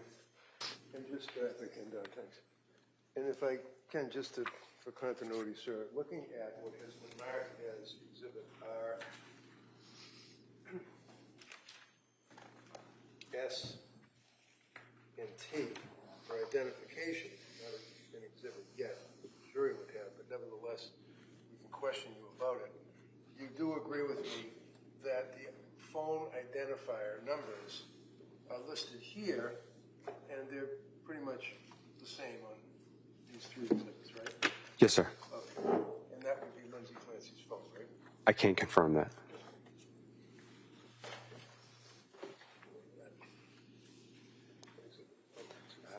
Yes, sir.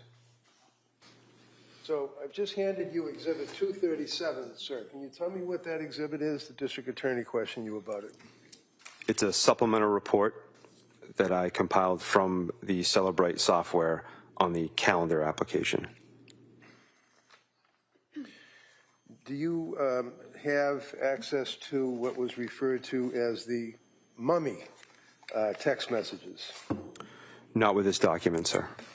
So that document is the calendar that we had already gone through as far as seeing the doctor, 9:45 and 10 o'clock appointments, right?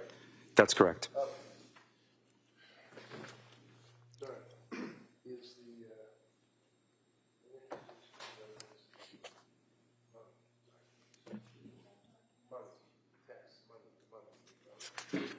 Exhibit 238.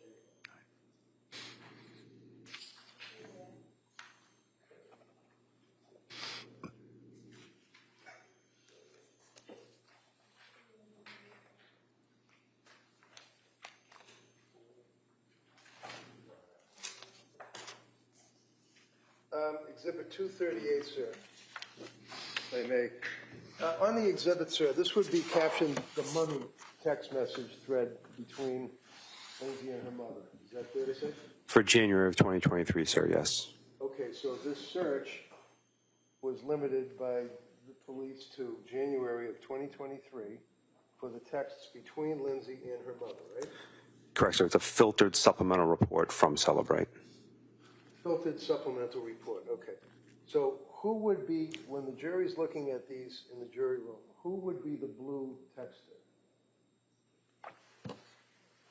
Would it be Lindsay or her mother?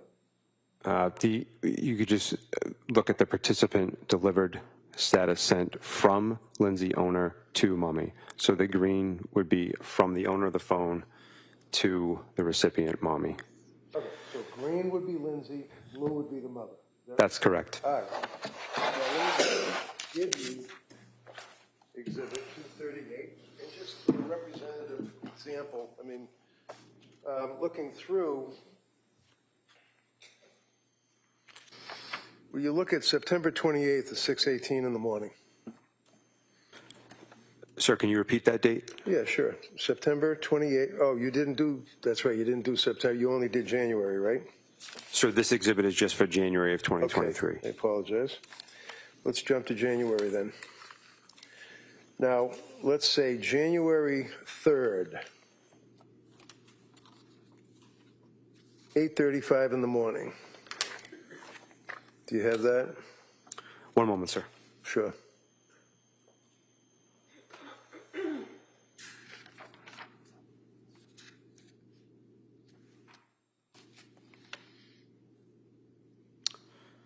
Yes, sir. And what did Lindsay say to her mother on January 3rd at 8:35 in the morning? 59 seconds, sir. Yeah. I'm all right, period. Anxious about meeting with the whole psychiatry team. How about the next message that she sent at January 3rd at 8:37 in the morning? In 31 seconds. Sure. I'm just worried they won't send me home soon. Now, do you know, as a police officer working on this case, what she meant, send me home? Do you know where she was on January 3rd? It would be an inference only, sir. That's all right. You can infer. I believe she was in a medical facility. McLean Hospital. I recall that hospital being mentioned.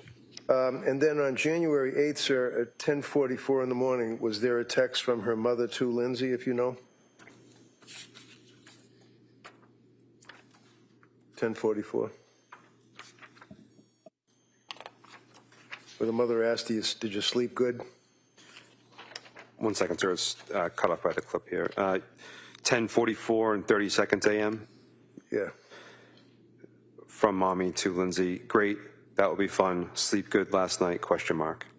And did she respond? She meaning Lindsay? She did. What'd she say? I actually did. And this was on January 8th, sir? That's correct. January 10th, could you pull that up, please, at 9:48 in the morning?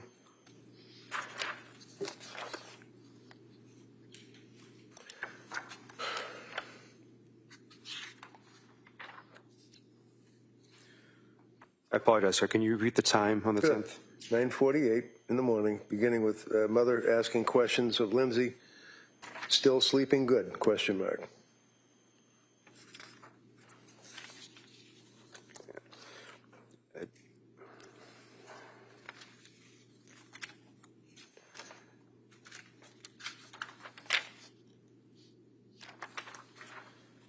I have a message at 9:48 and 15 seconds from mommy to Lindsay. Okay, what is that? Good morning. How are you doing today? Question mark. And what did she say in response? Good. Period. At the gym with the kids. And what was the date? Was that January 10th? 2023, 9:48, 21 seconds a.m. So do you have January 10th in front of you, not the 23rd? My correction, sir. January 10th, 2023 at 9:48 and 21 seconds. All right. And what did the mother ask her? Nice, still sleeping good. Did she ask her, are you feeling better during the day? And she said, so far, a little bit.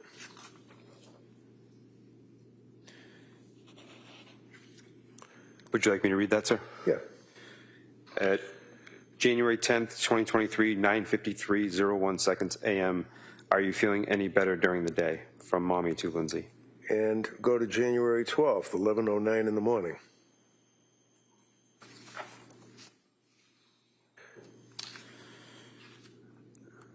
Yes, sir. What did she say? What did Mommy say? From Mommy to Lindsay, January 12th, 2023, 11:09, 32 seconds a.m. Still feeling a little better, question mark. And how did she respond? How did Lindsay respond? A little bit. And then on January 16th, well, wait a minute. January 14th at 1:05, I think, in the afternoon. Can you pull that one up? Yes, sir, one moment. Okay. You recall where it starts as, I'm waiting for the day. And that would be from Lindsay to her mother. Can you repeat the time one more time, sir? 1:05 AM or PM? p.m. And this is on the 14th, sir? Yes, sir. Yep, January 14th. I have a message from Lindsay to Mommy, January 14th, 2023, 1:05, 13 seconds PM. Saying, About the same, period, hanging in there and waiting for the day I wake up and feel me. so she says, waiting for the day I wake up feeling like me, right? That's correct, sir. Okay. And then on the 16th of January, if you can pull that one up.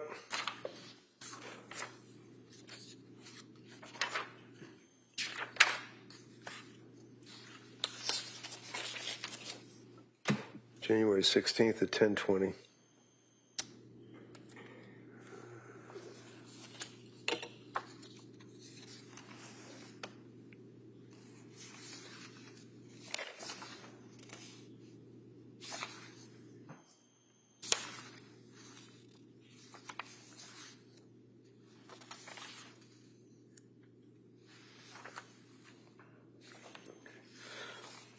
I have a message from Lindsay to Mommy, January 16th, 2023, 10:20, 24 seconds AM.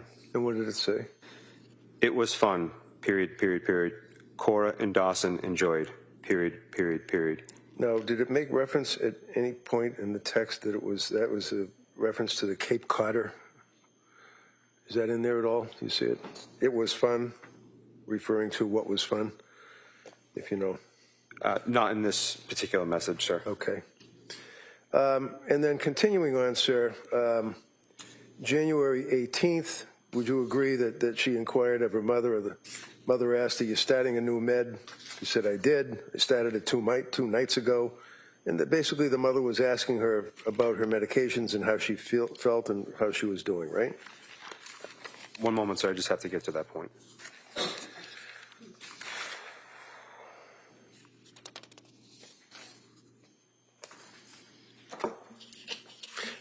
You know what, that's okay, because it's an exhibit and the jurors are going to have it and they can take a look at it, so that's okay. We're good on that. Okay, don't answer the question. No, you don't have to answer it. It's all right. Okay, sir. Now, on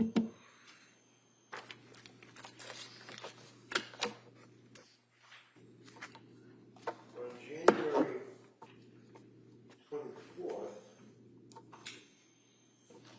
District Attorney asked you about the Google searches, Googling 3V restaurant, looking at the distance from the house to 3V restaurant, looking up menus. You recall answering her questions on that? I do, sir.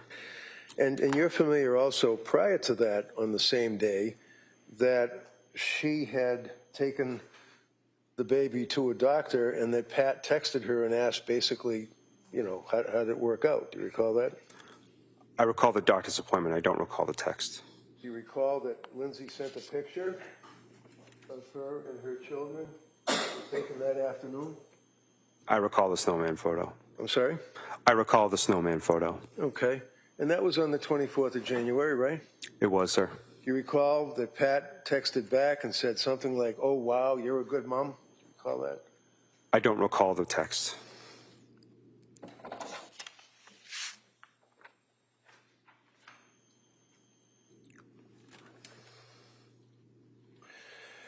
One of the other searches that you did would be, are you aware that there were searches for medical, such as questions regarding bipolar symptoms, psychosis, can you be in DKA without high blood sugar, page after page after page, trazodone, what is the effect of trazodone, Wellbutrin, how do you feel on trazodone, Ativan addiction, Prozac, Trazone, going on and on and on. You guys saw this on her search on her phone, the Celebrate, right? I recall those searches, sir. Okay. Could I offer this, Your Honor? This would be medical searches on her phone. Any objection? No. All right, that may be admitted. Exhibit 239. Great, thank you. Do you recall, sir, that there was also a search for schizophrenia? I'll say that. Not specifically. Well, if I approach you, sir, and your extraction report, does that refresh your memory that there would be a search on her phone for schizophrenia? See where it says schizophrenia? Right there.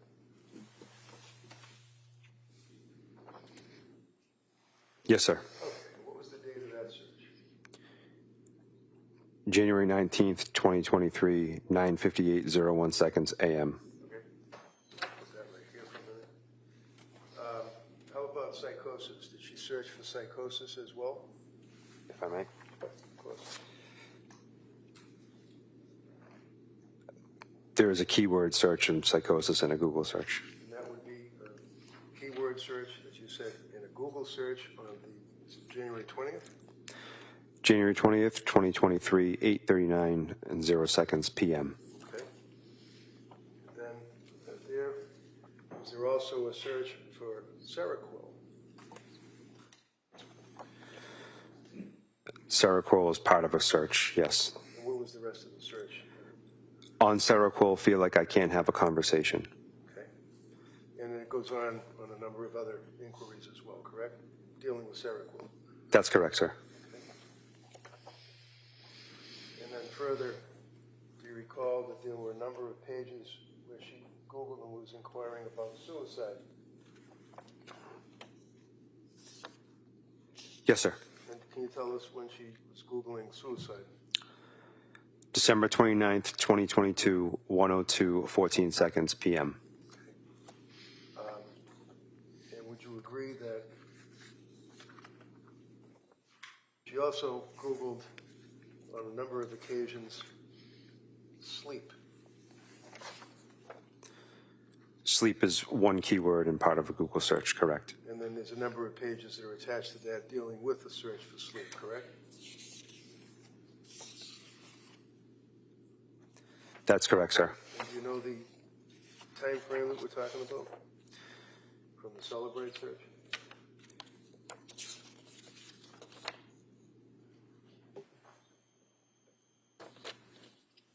Multiple entries, sir. Majority of them are in January of 2023. Okay. Also, a much larger package of searches for trazodone. Is that correct? Yes, sir. Trazodone is one keyword as part of multiple Google searches. Okay. Zoloft.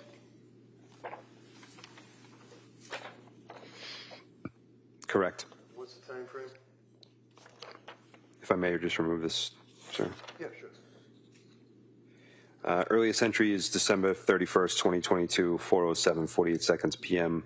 Last entry, all on the same date, December 31st, 2022, 7:06:39 seconds p.m. Okay. She also, on her phone, is a search for benzo withdrawals, right? Yes, sir. Benzo is listed as a keyword as part of another search. Also, after benzo, it says withdrawals, right? Correct. And what's the time frame for that, please? January 20th, 2023, 8:11:57 seconds p.m. Okay.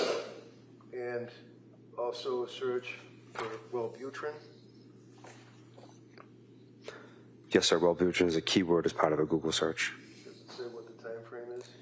It does. What is it? January 16th, 2023, 9:14:47 seconds a.m. Okay. And a search for McLean. Correct, sir. McLean is part of a keyword of a Google search. What's the time frame? December 29th, 2022, 8:52:37 seconds a.m. Was there also a search for insomnia? Yes, sir. Insomnia is part of a keyword of a Google search. What's the time frame? December 31st, 2022, 7:12:58 seconds p.m. That's December 21st, did you say? Or 31st? December 31st, 2022, sir. And is there a search for keyword ketamine? K-E-T-A-M-I-N-E. Yes, sir. Ketamine is part of a Google search. It's a keyword within the Google search. What's the time frame? For this entry, January 20th, 2023, 8:39:0 seconds p.m. There's also a search pulled up on Celebrate for Lamictal. Yes, the word Lamictal was part of a Google search. And what's the time frame? January 16th, 2023, 9:23:13 seconds a.m. Okay. Was there also a keyword search for postpartum and Google searches for postpartum depression and various aspects of postpartum?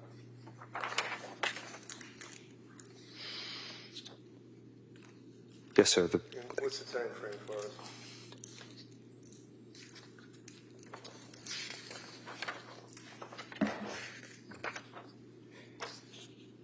They all occur within January of 2023, with the earliest date being the 11th of January 2023 and proceeding all the way to the 19th of January 2023. And keyword benzo. Right on the Celebrate report for Lindsay's cell phone. It is, sir. Can you tell us what the time frame is? Sir, would you like it for the first entry or all the entries? Give me the ideal, like, for, the bracket, starting on when, ending on when. We don't have to go through all of them. The earliest entry appears to be December 6th, 2022, 9:17:05 seconds a.m., with the last entry being January 20th, 2023, 8:13:48 seconds p.m.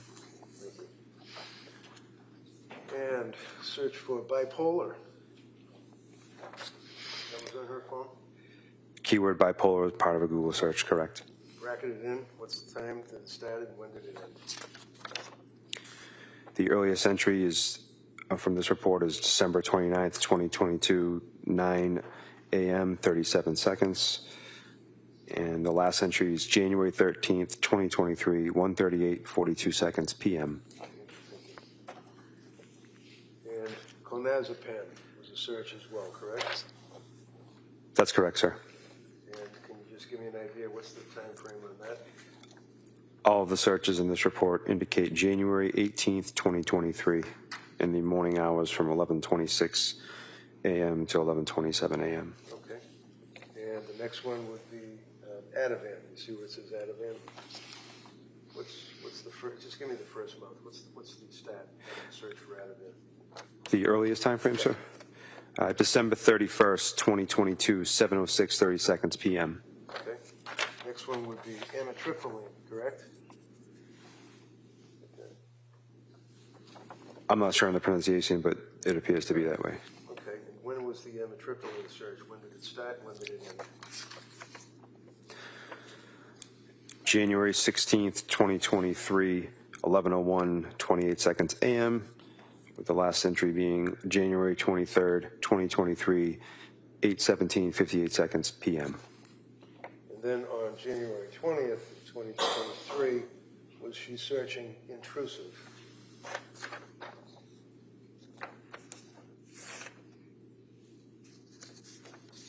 That's correct. Okay. And then finally, sir, on January 19th of 2023, was she searching hallucinations? Yes, sir. 10:33:49 seconds a.m. Sir, I would offer these. I could just look them over. Sure. Yeah. You're welcome, sir.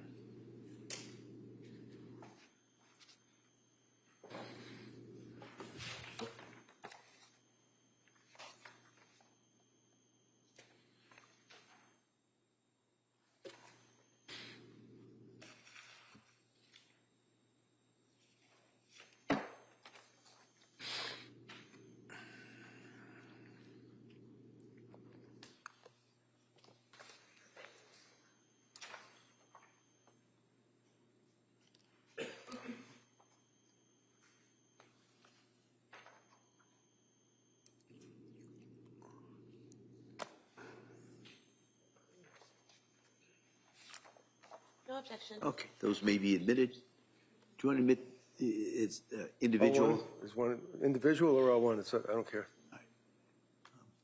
Ooh, why don't we do that? I hate to do this to you. Why don't we do it individually? Just might be easier down the road. Okay.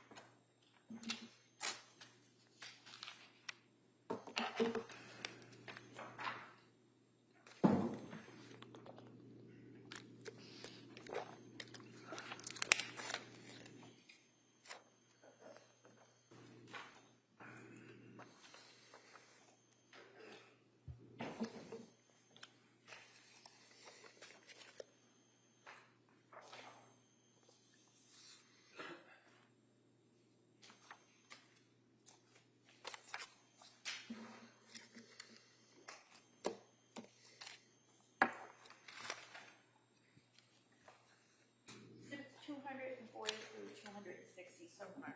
Thank All you. right, thank you.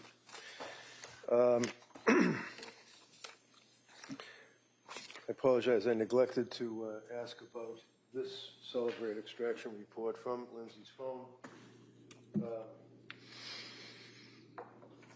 Just agree with me is another extraction search on her phone.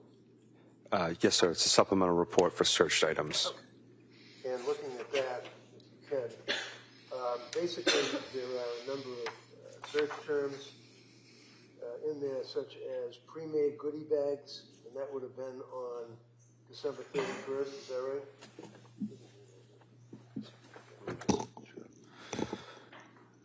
Yes, sir.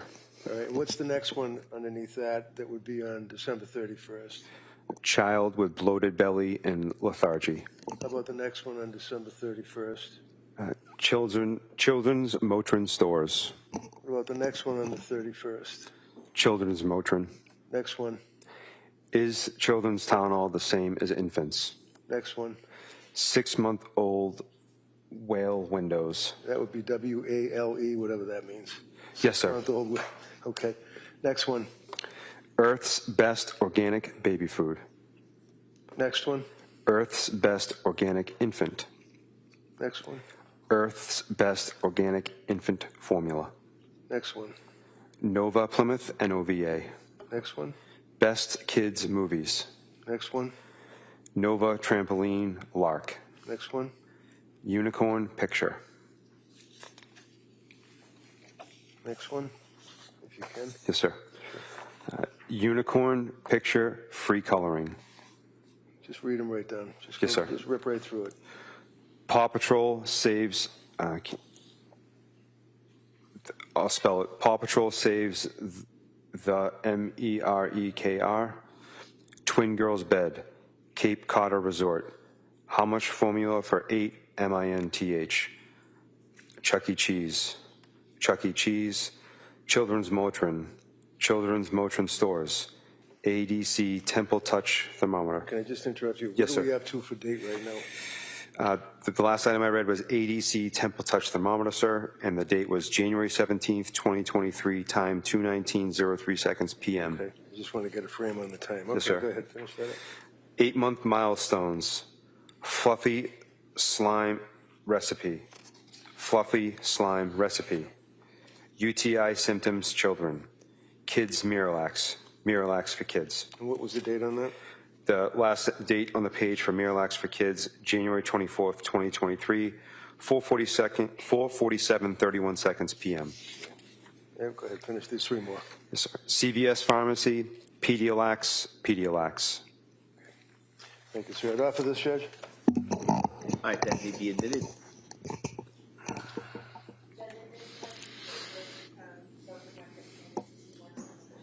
Yeah, 261. That's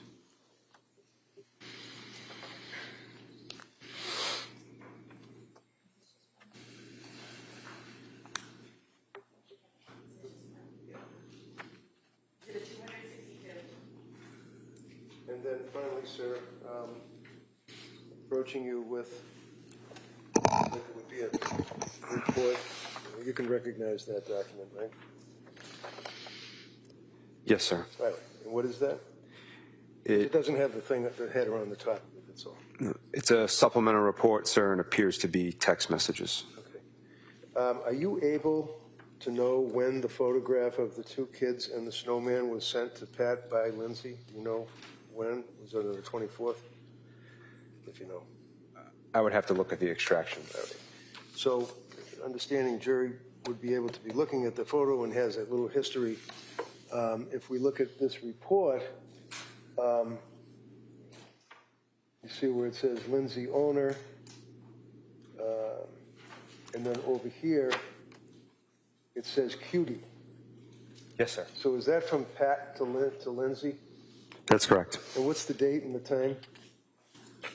January 24th, 2023, 8:19:45 seconds a.m. Okay. And what's the next one that you see? And just say to us, like, it's Pat to Lindsay or Lindsay to Pat, and what is the message? You don't have to go through all the numbers. Yes, sir. Next item, do you want me to read the date, sir? Yeah, sure. Next item, January 24th, 2023, 8:36:17 seconds a.m. Lindsay to Pat, loved an image, which is a reflection that someone used the feature within iMessage to like an image. Like an image, like a photograph, right? Correct, sir. Okay. Yep. What else? You want me to keep going? Sure. January 24th, 2023, 8:42:16 seconds a.m. From Patrick to Lindsay, how's it going? And you know what? If it's the same date, rather than taking the time, just go right down and read the messages. That would Receive, sir. The time frame. The date is the same for all the messages. Okay, From Patrick to Lindsay, how's it going? Lindsay to Patrick, good. Lindsay to Patrick, okay, her urine looked good, so nothing going wrong with her kidneys, phew. Patrick to Lindsay, good, with a smiley face. Lindsay to Patrick, no message content. Patrick to Lindsay, oh wow. Patrick to Lindsay, you're a good mama. Lindsay to Patrick, smiley face with hearts. Lindsay to Patrick, blank. Patrick to Lindsay, laughed at an image. Lindsay to Patrick, any chance you want to do takeout from 3V, period. I didn't cook anything, period. It's been a long day, smiley face. Patrick to Lindsay, yeah, smiley face. Lindsay to Patrick, okie dokie, smiley face. Okay. I'd offer that, Your Honor. Thank you. Yes, sir. Your Honor, these text messages are already in evidence as Exhibit 23. This. I'll allow that. Come on.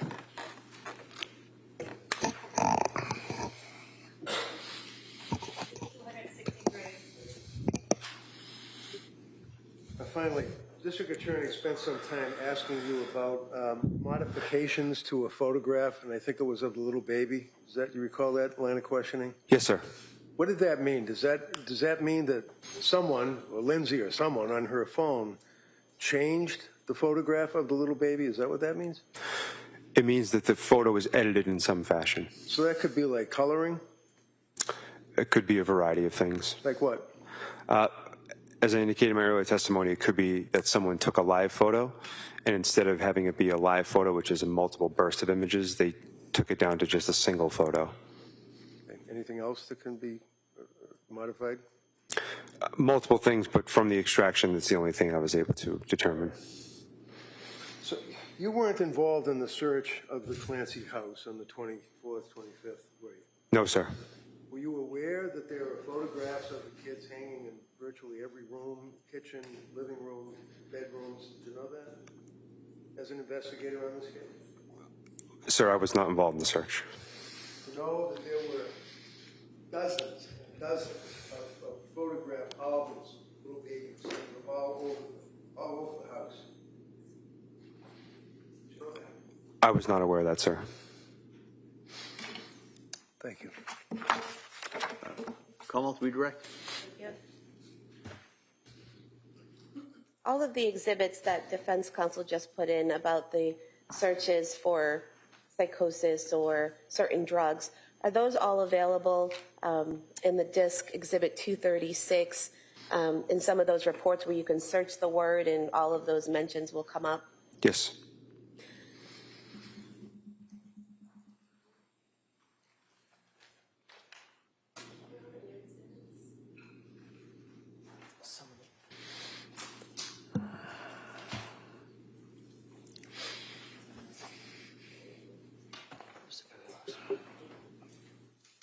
Sir, on exhibit 258.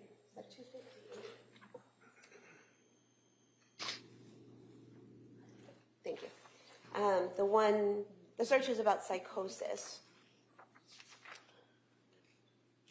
Some of those searches were for psychosis symptoms on January 19, 2023. Is that correct?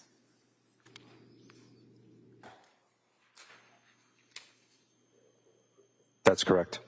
So the person using the phone, looking it up, was looking up to find out what the symptoms of someone would be experiencing if they had psychosis, correct? It's a keyword search for psychosis symptoms. You were asked some questions about the chats between Lindsay and her mother in Exhibit 238, correct? Yes, ma'am.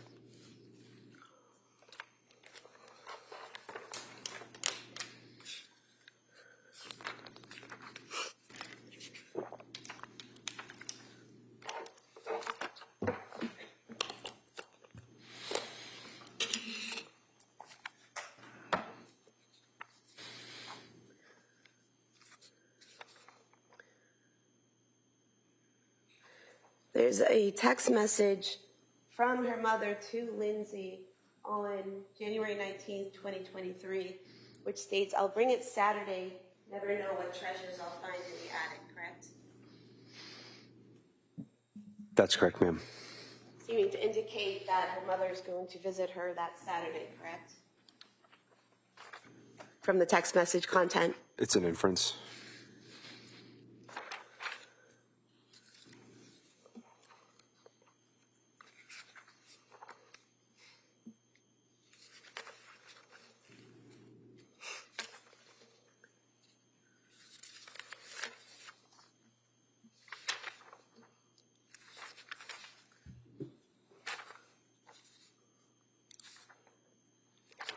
Is there also a text message from Lindsay's mother to Lindsay on January 22nd, which would have 2023, which would have been the Sunday after the Saturday visit, in which her mother says, "Enjoyed seeing everyone this weekend. Nice to see you doing better."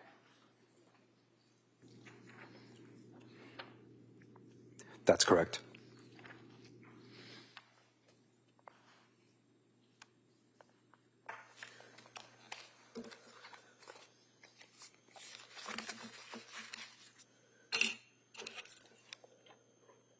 I have nothing further. Mr. Reddington? Just very briefly, kind of like a housekeeping thing, if I could, Judge. I'm approaching you with a number of text messages. Would you agree with me, again, this came off of Lindsay's phone, and it would be text messages between Patrick Clancy and Lindsay? Kind of flip through them all, but trust me, one or the other. It's up to you. Yes, sir.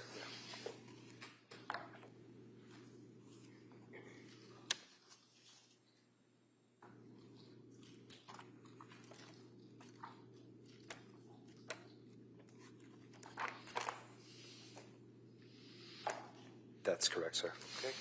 And then finally, I'm handing you again, extractions from Lindsay's phone that you can flip through them if you wish, would be between Lindsay and Sue Clancy, her mother-in-law, Patrick's mother.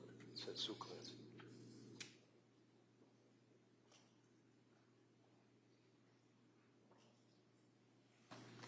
That's correct, sir. Okay. I'd offer these to you, Your Honor. Objection. If I can see counsel sidebar.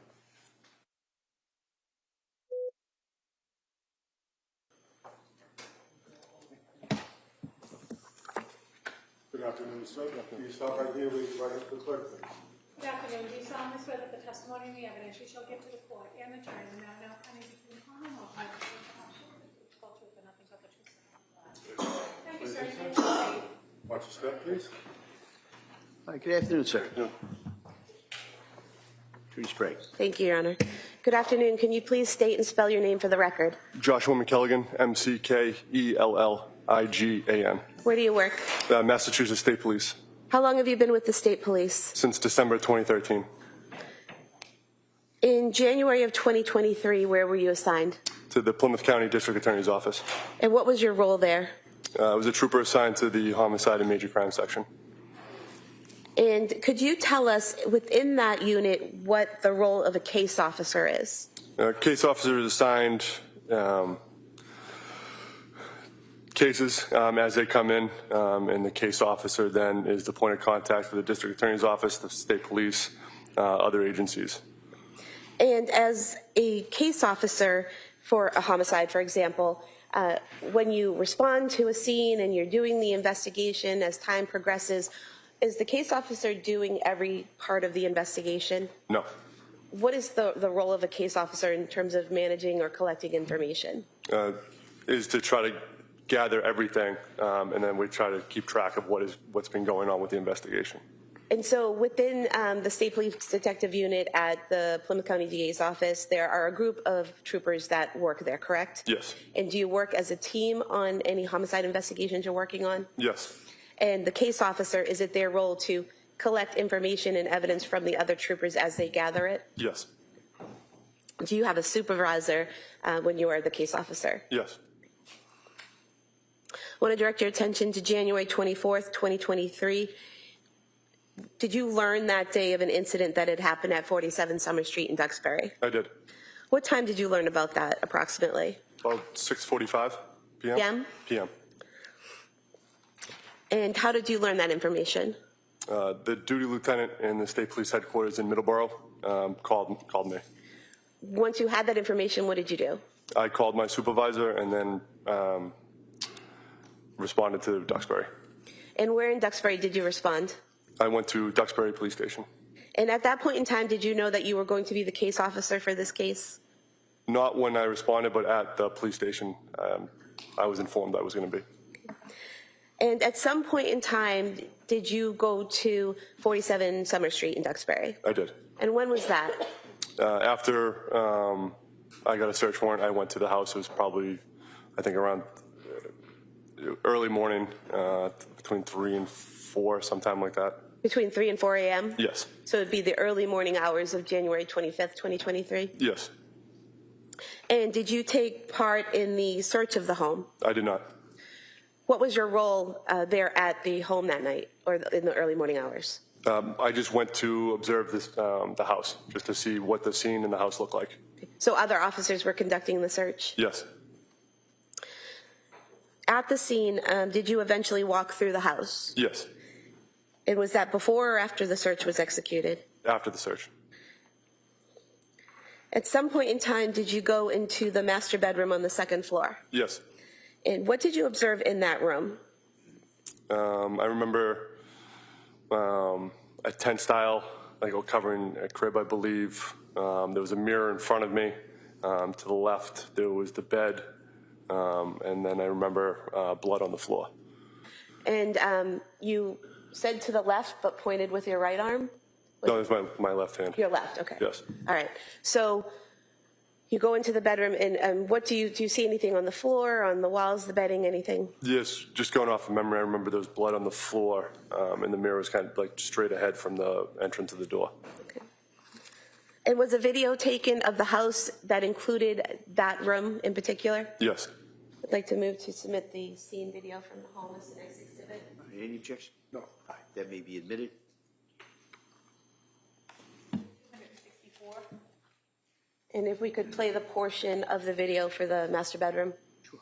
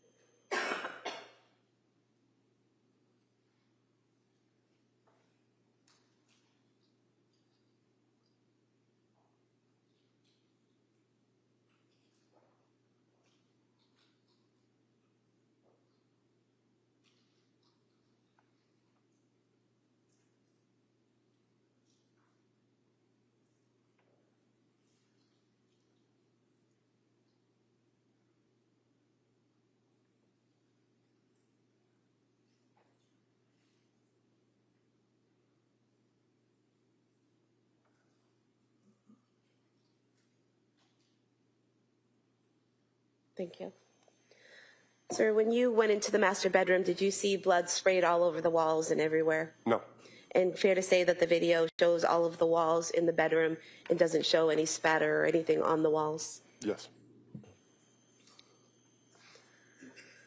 Did you also go outside into the backyard and look at the exterior of the home? Yes. We could have the photos, please.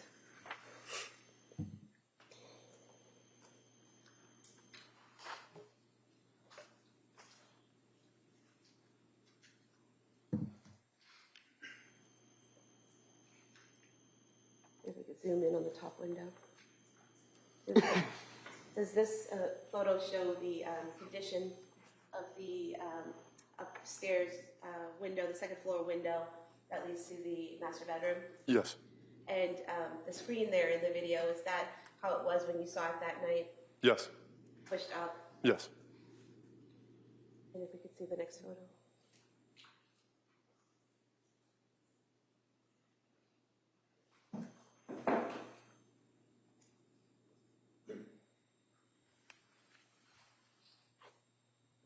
Maybe go back to the first one. Actually, we can go back, yes, to the first one and zoom in the middle there between the two windows. And these areas of red-brown stains on the exterior of the house, did you observe those that night on, in the early morning hours of January 25th, 2023? Yes. And then the third photo, please. We could zoom in on in there. Would this be, this third photo, would this be the first floor window below the master bedroom window? Yes. And these red-brown stains on the shingles and then on the window ledge there, were those there in the early morning hours of January 25th, 2023? Yes. Could we have these three photos marked as the next exhibit on the disc? Any objection? All right, they may be admitted.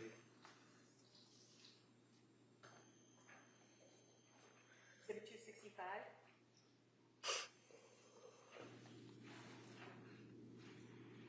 Now, as the investigation proceeded, did you learn, or did other officers learn from Patrick Clancy that the defendant was on some psychiatric medication? Yes.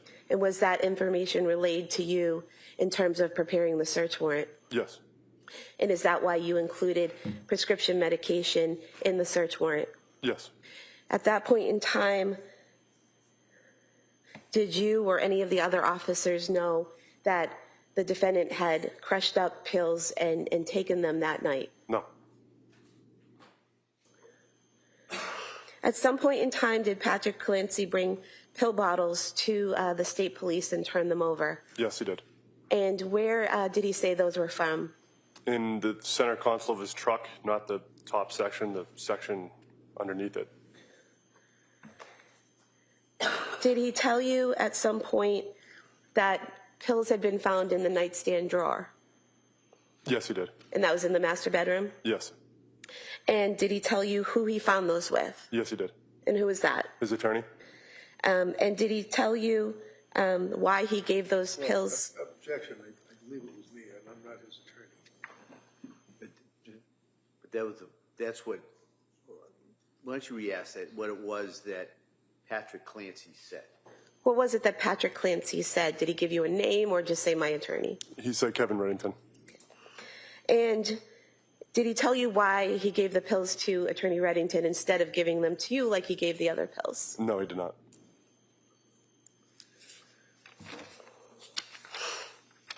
He never attempted to turn those pills into the state police, or those bottles into the state police. Is that correct? Correct. At some point in time, did you learn that the Clancy family had gone to the Museum of Science on January 8th, 2023? Yes. And was a video obtained? Yes. Did you watch that video? Yes. Did you observe the family, including the defendant, interacting with each other, and the defendant specifically interacting with the children and exhibits at the museum? Yes. Your Honor, at this point in time, Exhibit 14, I'd ask to play just a small portion of that. That has not been played previously. All right.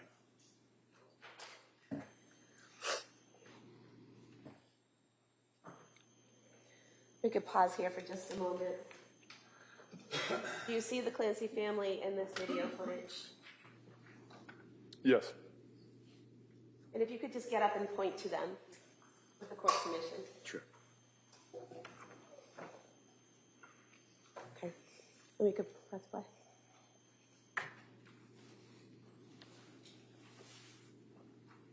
And at this point in time in the video, are we seeing Patrick Clancy take Dawson Clancy out of that room, leaving Lindsay Clancy with Callan and Cora?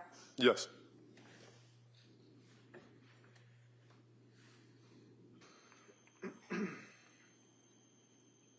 Is that Cora there in the red skirt? Yes.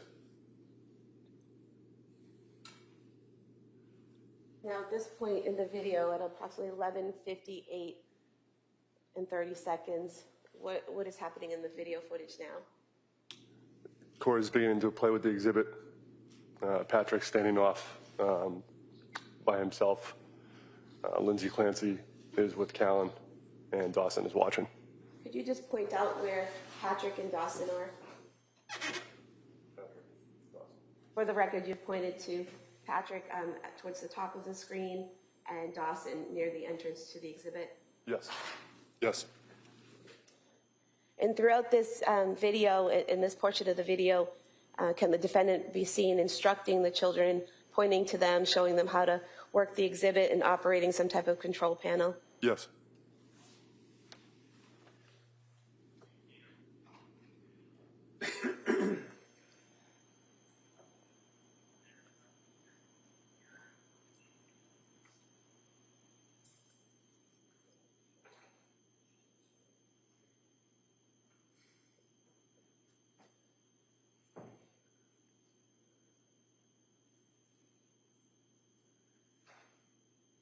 And at some point, does this switch and the defendant helps Dawson with the same exhibit? Yes. And that goes on for several minutes? Yes, I believe so. And showing, I think we've gone forward to approximately noon in the video timer.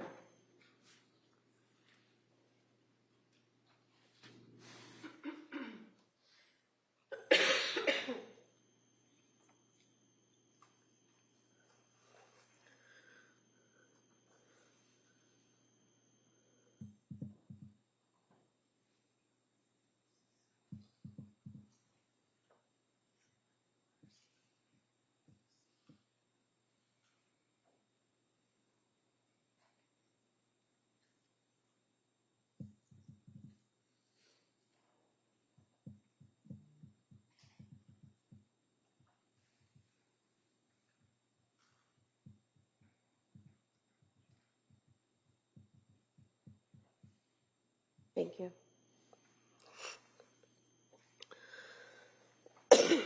Excuse me.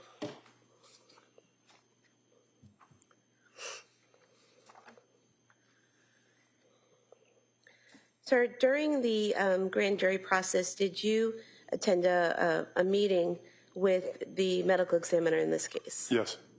And did you participate in interviewing her, specifically Dr.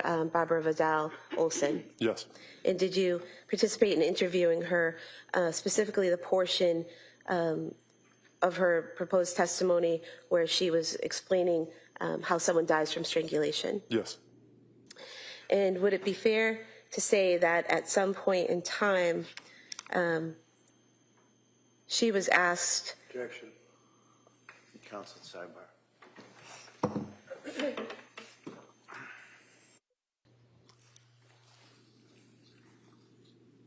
Sir, in that meeting with the medical examiner, did she tell you that constant pressure would need to be applied even after the person went unconscious in a strangulation in order to effect death? Yes. Did she tell you that it takes several minutes of continuous pressure to cause Can we death? not have leading questions? If this is going to be admitted, can we not have leading questions? It's for a witness. You want to ask him what she said. And then Do you recall? Sorry. Go ahead. Do you recall what she said about the time it takes to strangle someone to death? After unconsciousness, I think she said several minutes. It would take several more minutes for someone to die. And would that be several more minutes of strangulation? Yes. I have no further questions. Thank you. All right. Ms. Reid. So she asked you about the pills that were located in the master bedroom by Patrick when I was with him, right? Yes. And you know that Patrick indicated that after you guys had cleared the scene, finished with your investigation, seized all the pill bottles that you were able to locate, that I went in the house with him and I took a number of items, photographs, albums, things on the wall and stuff like that, right? All I know is the pill bottles. I don't know what else you took. Oh, just the pill bottles. And at some point I imagine the DA must have shown you this, recognize this as being the nightstand drug. It looks similar to the one that was in the video. See it? You look at it? I mean, it looks similar to the one. I've never seen that. I don't know. Okay. So these would be the bottles that were in there, right? I don't know. I don't know. And do you know that when these were seized, the first thing that was done is I contacted the DA's office and said that I had them? I don't know what you said to them. If you want to come by my office and pick up anything they had, you're welcome to look at it, seize it, have it analyzed, and send it to a crime lab. I didn't care. I don't know what you said.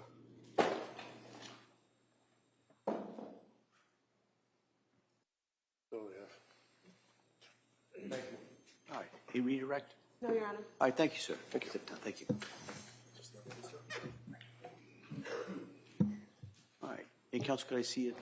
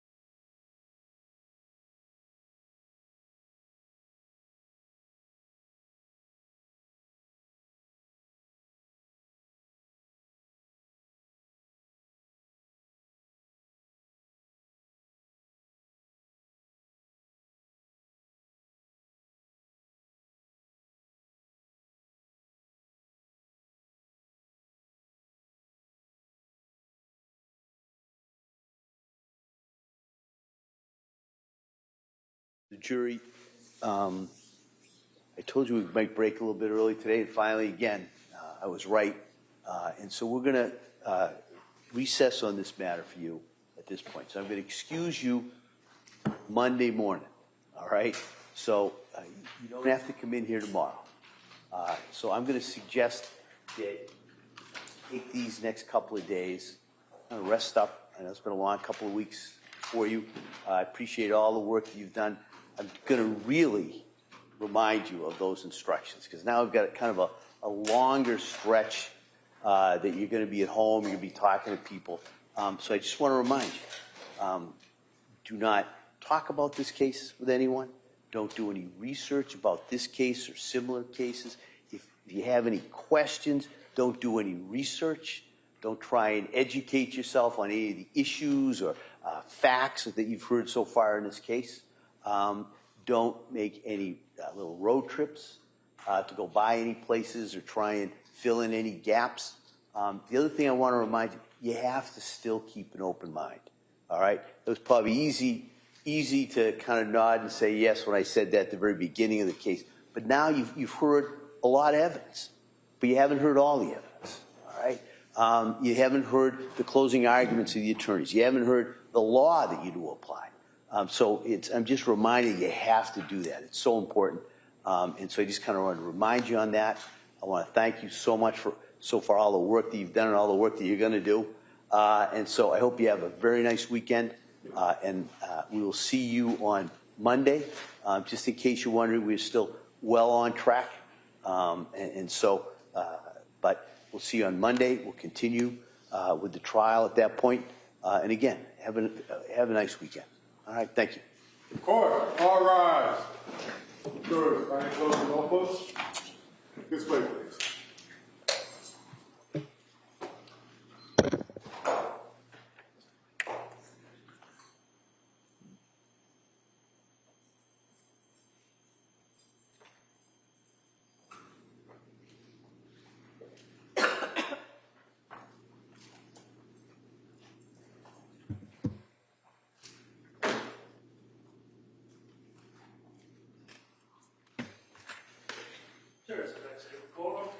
All right. I see counsel again over at the sidebar. We're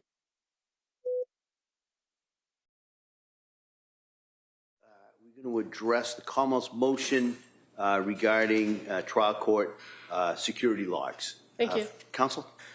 Your Honor, the Commonwealth is asking the court to allow the Commonwealth and the defense to have copies of a log that we we're advised that, or we've seen, that the trial court security has for people who go back into the lockup area to visit with or tend to or what have you with the defendant during the course of this trial. Both myself and ADA Sprague have witnessed at several points. Obviously, we know there are medical staff that go back with the defendant, but in addition to medical staff, which are not really the primary thrust of this motion, it's that there have been other individuals that are not counsel that are permitted to go back there. And we're not alleging that that's inappropriate in any way, shape, or form. Clearly, the staff here, the security staff, has followed all appropriate protocols, but we are aware that Dr. Zeisel has been back there. We witnessed a priest being allowed back there the other day. And we are advised that these visitors are kept as a log when they come, when they exit, what days, what times. And the Commonwealth is alleging that that's information that might be necessary for us to effectively cross-examine some of the defense witnesses that are going to be presented. Certainly with Dr. Zeisel, it could pose as a potential bias that he's there, that he's back there. He's being presented as an expert witness on the concept of criminal responsibility, and there are certain ethical rules that forensic psychiatrists and psychologists follow that he might be subject to cross-examination about, and this, and the nature of his relationship with the defendant, could be an area fraught for cross-examination. Because the court records are not, these court records, I would suggest, are not in the care, custody, and control of the Commonwealth. Procedurally, we have filed the motion as a Rule 17 motion asking for access to the records just for this defendant during the course of the trial. I mean, you're not looking for the name of the priest who went back there, are you? Father Bob. What, I mean, I understand. I'm just trying to figure out what the scope of this is. I understand the request for Dr. Zeisel's amount of visits, because he's slated to possibly be a witness. So I understand that, how that might be relevant. Right. The priest, well, I'm struggling with. At this point, Your Honor, we haven't been furnished with exactly who defense is going to be calling as witnesses in their case. We have an idea from a witness list that was filed that keeps evolving as the trial progresses. So we don't know, for instance, if that person for some reason has a relationship to the defendant and he wishes to call her for some, or call him for some reason. So with the exception of, again, the nurses, we don't necessarily need their information. We know the purpose for why they're there and that they don't have a role in this case. But anyone else who has been permitted back there that is outside the medical staff, I would suggest the Commonwealth is entitled to at least know, and whether we are able to use that information if it becomes more apparent when the defense was underway with their case, that would come to, that we'd have to wait and see if that's the case. But certainly the fact that counsel has announced Dr. Zeisel as a testifying witness, that's information we believe we're entitled to. All right, Ms. Reddington?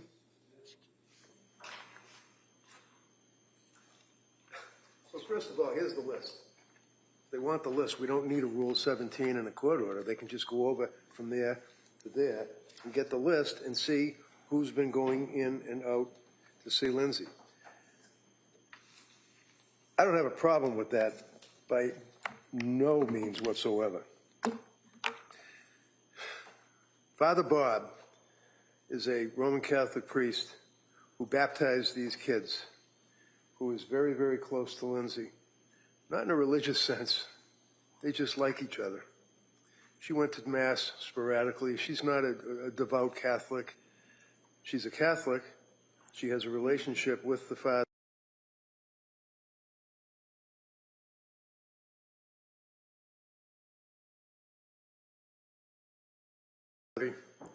I haven't even talked to the guy since last week. First time I ever met him. Shook his hand. Nice man. After that debacle yesterday that we went through with the public, let's stay focused on. I am staying focused. Well, this is what I'm dealing with. I guess I'll tell you right now, so I can save you. I'm not ordering the name or address of anyone other than Dr. Zeisel. Can I call him as a witness right now? Who? Tell you what his involvement is with going back? No. I'm gonna allow that so the Commonwealth can take a look at that record. Nobody else though. And then at some point, if the doctor is called, we may need if we have to address that. We can address it. So I'm going to allow the Commonwealth to have the information regarding Dr. Zeisel, and that's it, though. Anyone else who went back there has been admitted pursuant to the appropriate rules of the security department throughout in this case. Especially, I'm not ordering the name, address, or frequency of this Roman Catholic priest. I'm just not going to do it, based on the record that I have now. If, for some reason, he's called as a witness, which I haven't seen that, I haven't seen an expectation, even regards that. If that comes up, then the Commonwealth can renew this, and I may reevaluate. But right now, the Commonwealth's motion regarding security logs is allowed as to Dr. Paul Zeisel only. All right? Anything else we need to address before Monday? Commonwealth? No, Your Honor. All right, Mr. Rankin? No, thank you. All right. So we'll see everybody on Monday. Thank you. Court, all rise.